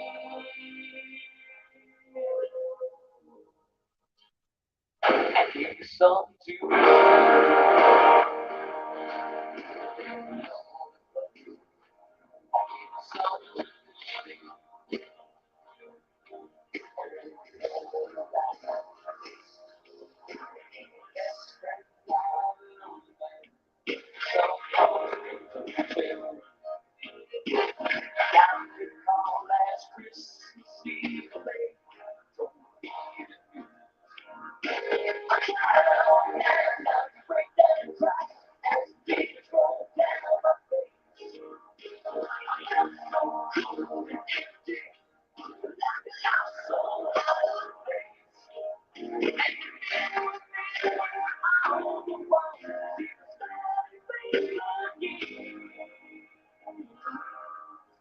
We need. Give some to believe.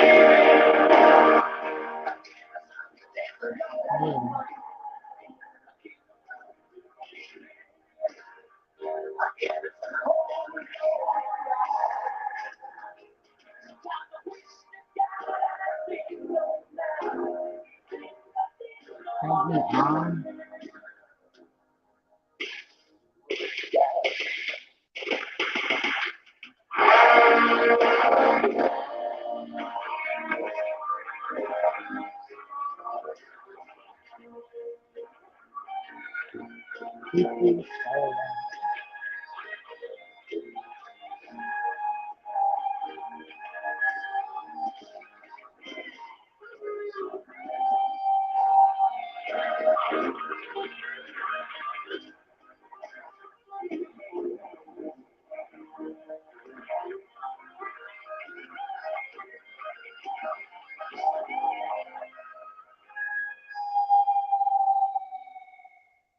Got by the homeless sleeping on a cold out street.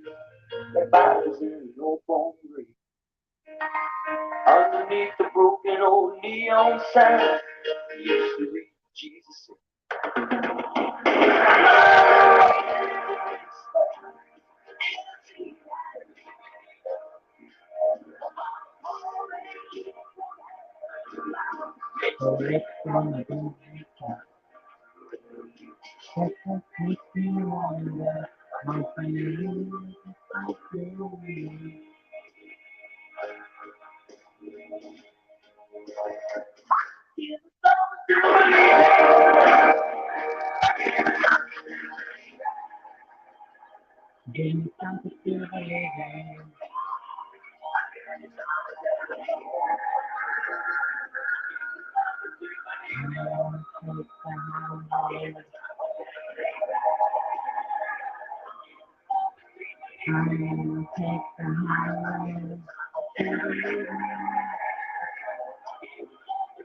I'll take the high road and give you something to believe in.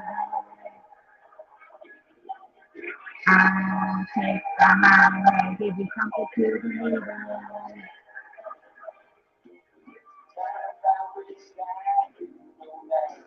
The things I've been already.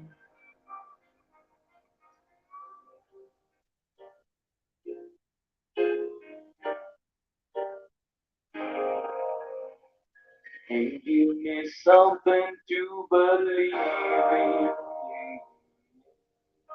Right? Is that right? No, I don't know. But,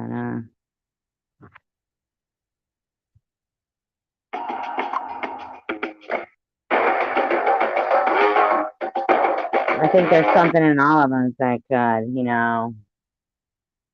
give people something to believe in. Take the high road and give something, something to believe in. Pay it forward. Be better. Be better people.